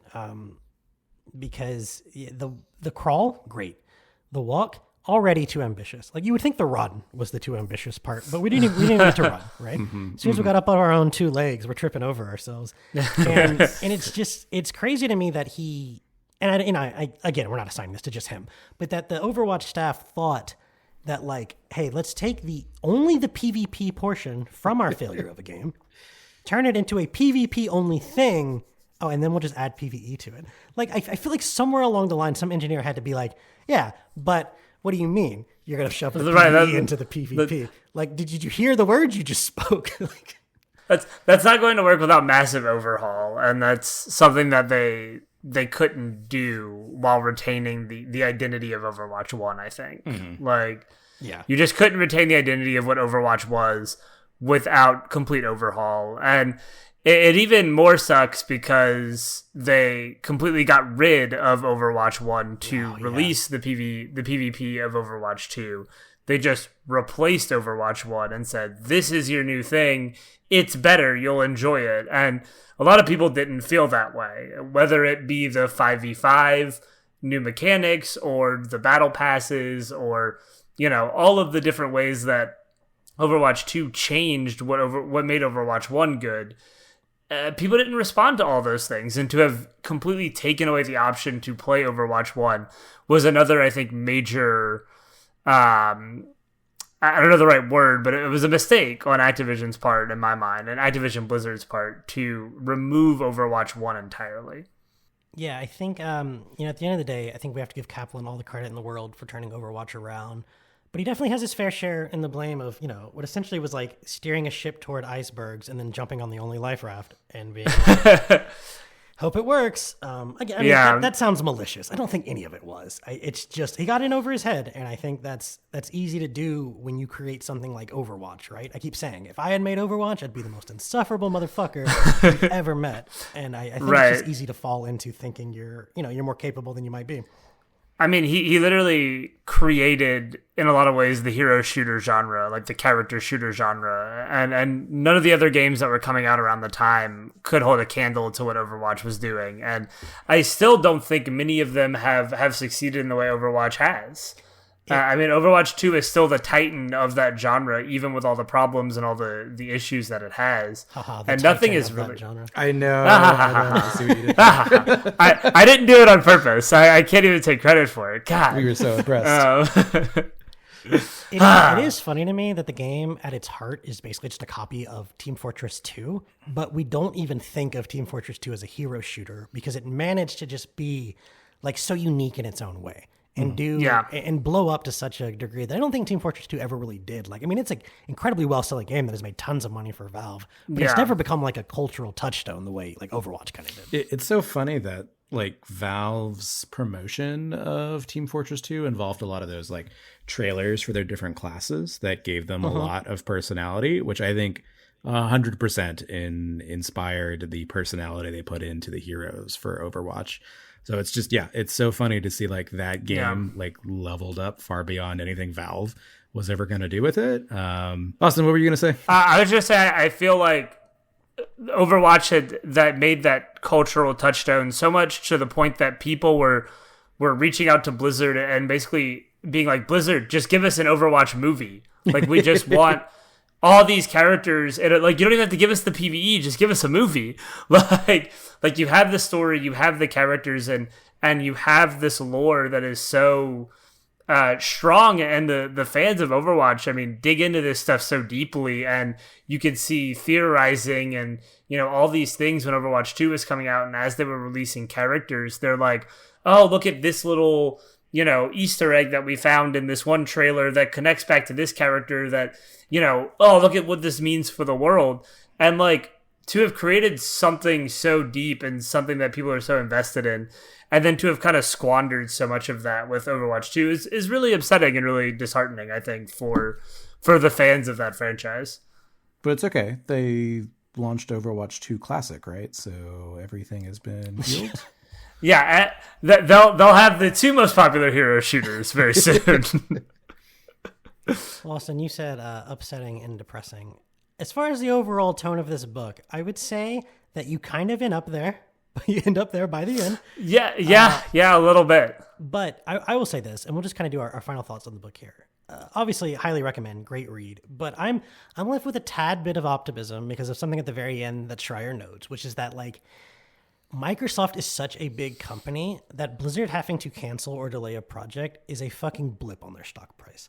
And that might mean that they might finally have a little more freedom than they did with Activision. Now, ultimately, it's still a big publicly traded company, still has shareholders. I'm not saying that it's going to be like fundamentally different, but I am hoping that like Microsoft is going to look at that huge purchase and think to themselves, like, in order to get out of it, we really do need to let Blizzard be Blizzard, right?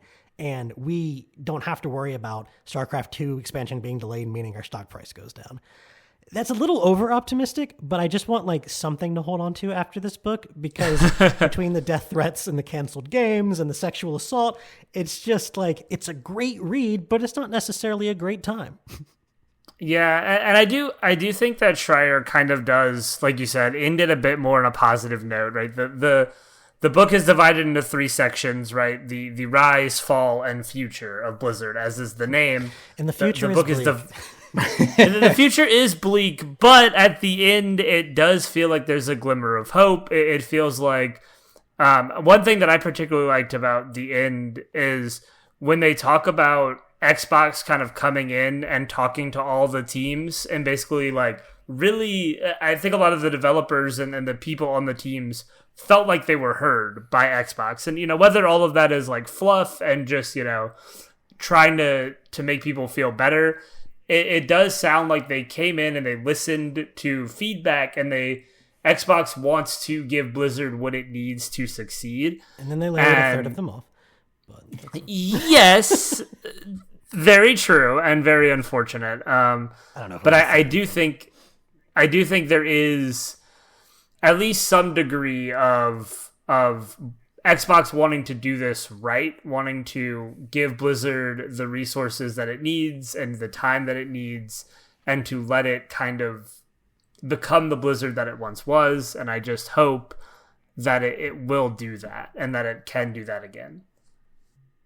My dystopian take is now that Microsoft has culled the low performers from Blizzard, clearly, that now it's time for the world's first major video game written and produced by ChatGPT. So, you know. Oh, God. Oh, no. No, what's the Microsoft AI called?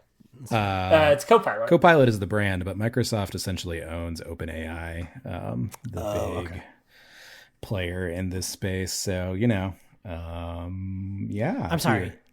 A mega corporation owns OpenAI. OpenAI isn't a OpenAI? Nope. It was. I don't like that. Oh man, should we do an episode? No, the different podcast, folks. Different podcast. Can't do it. One last thing I want to say about what Xbox is kind of doing with the future of Blizzard is there was definitely talk about taking all the franchises and like dividing the teams into franchises. Like, you work on this franchise and you work on this franchise, and like I don't know if that's a good thing or a bad thing. I think it's more traditional structure than maybe what Blizzard had done in the past, where it felt like it was always like, let's just pull random people from random places to work on whatever project we can put them on. And I feel like this is a more like structured, organized way to develop games. And like, there's a Warcraft division and no StarCraft division, probably because they don't make RTS anymore. But there's, an Overwatch division, and there's this emphasis on like, let's build franchises, let's build these worlds and these legacies, and not just kind of flounder around. And I hope that does leave room for creativity still. You know, if everybody's kind of siloed into their own thing, are there going to be opportunities to create something new? I don't know. But I do like that it feels like they're bringing some structure and some like organization to a company that seems like it struggled a lot with that in its history. Yeah, I'd be worried that you can't recreate the scenario that led to Hearthstone, which, now that I think about it, we didn't really talk about much in this, but I'm sorry, it's too late now. There's too much to talk about. I love Hearthstone. I don't think Jeff or Adam have played a ton of Hearthstone, but I loved Hearthstone. I'm just really bad at it, so I didn't have much to say about it. Is it Blizzard's only turn-based game? Yes. Sorry, just another point for them doing every genre you can think of. It's a weird way to frame that, but sure, yes. It's not really what you think of as turn-based, but it is certainly based on turns. So, I would. It is about as turn-based as you can be, I'm honestly. going to call a card game turn-based. Thank you. And that finally completes our discussion on Jason Schreier's Play Nice, The Rise, Fall, and Future of Blizzard Entertainment. You can find this episode, as well as all of our previous episodes, on Spotify, Apple Podcasts, or your favorite podcasting platform. And you can find us on all the social media at the Games Gone By podcast. Signing off for Games Gone By, I'm Adam. I'm Austin. And I live for the swarm. Thanks for listening. We'll see you next time.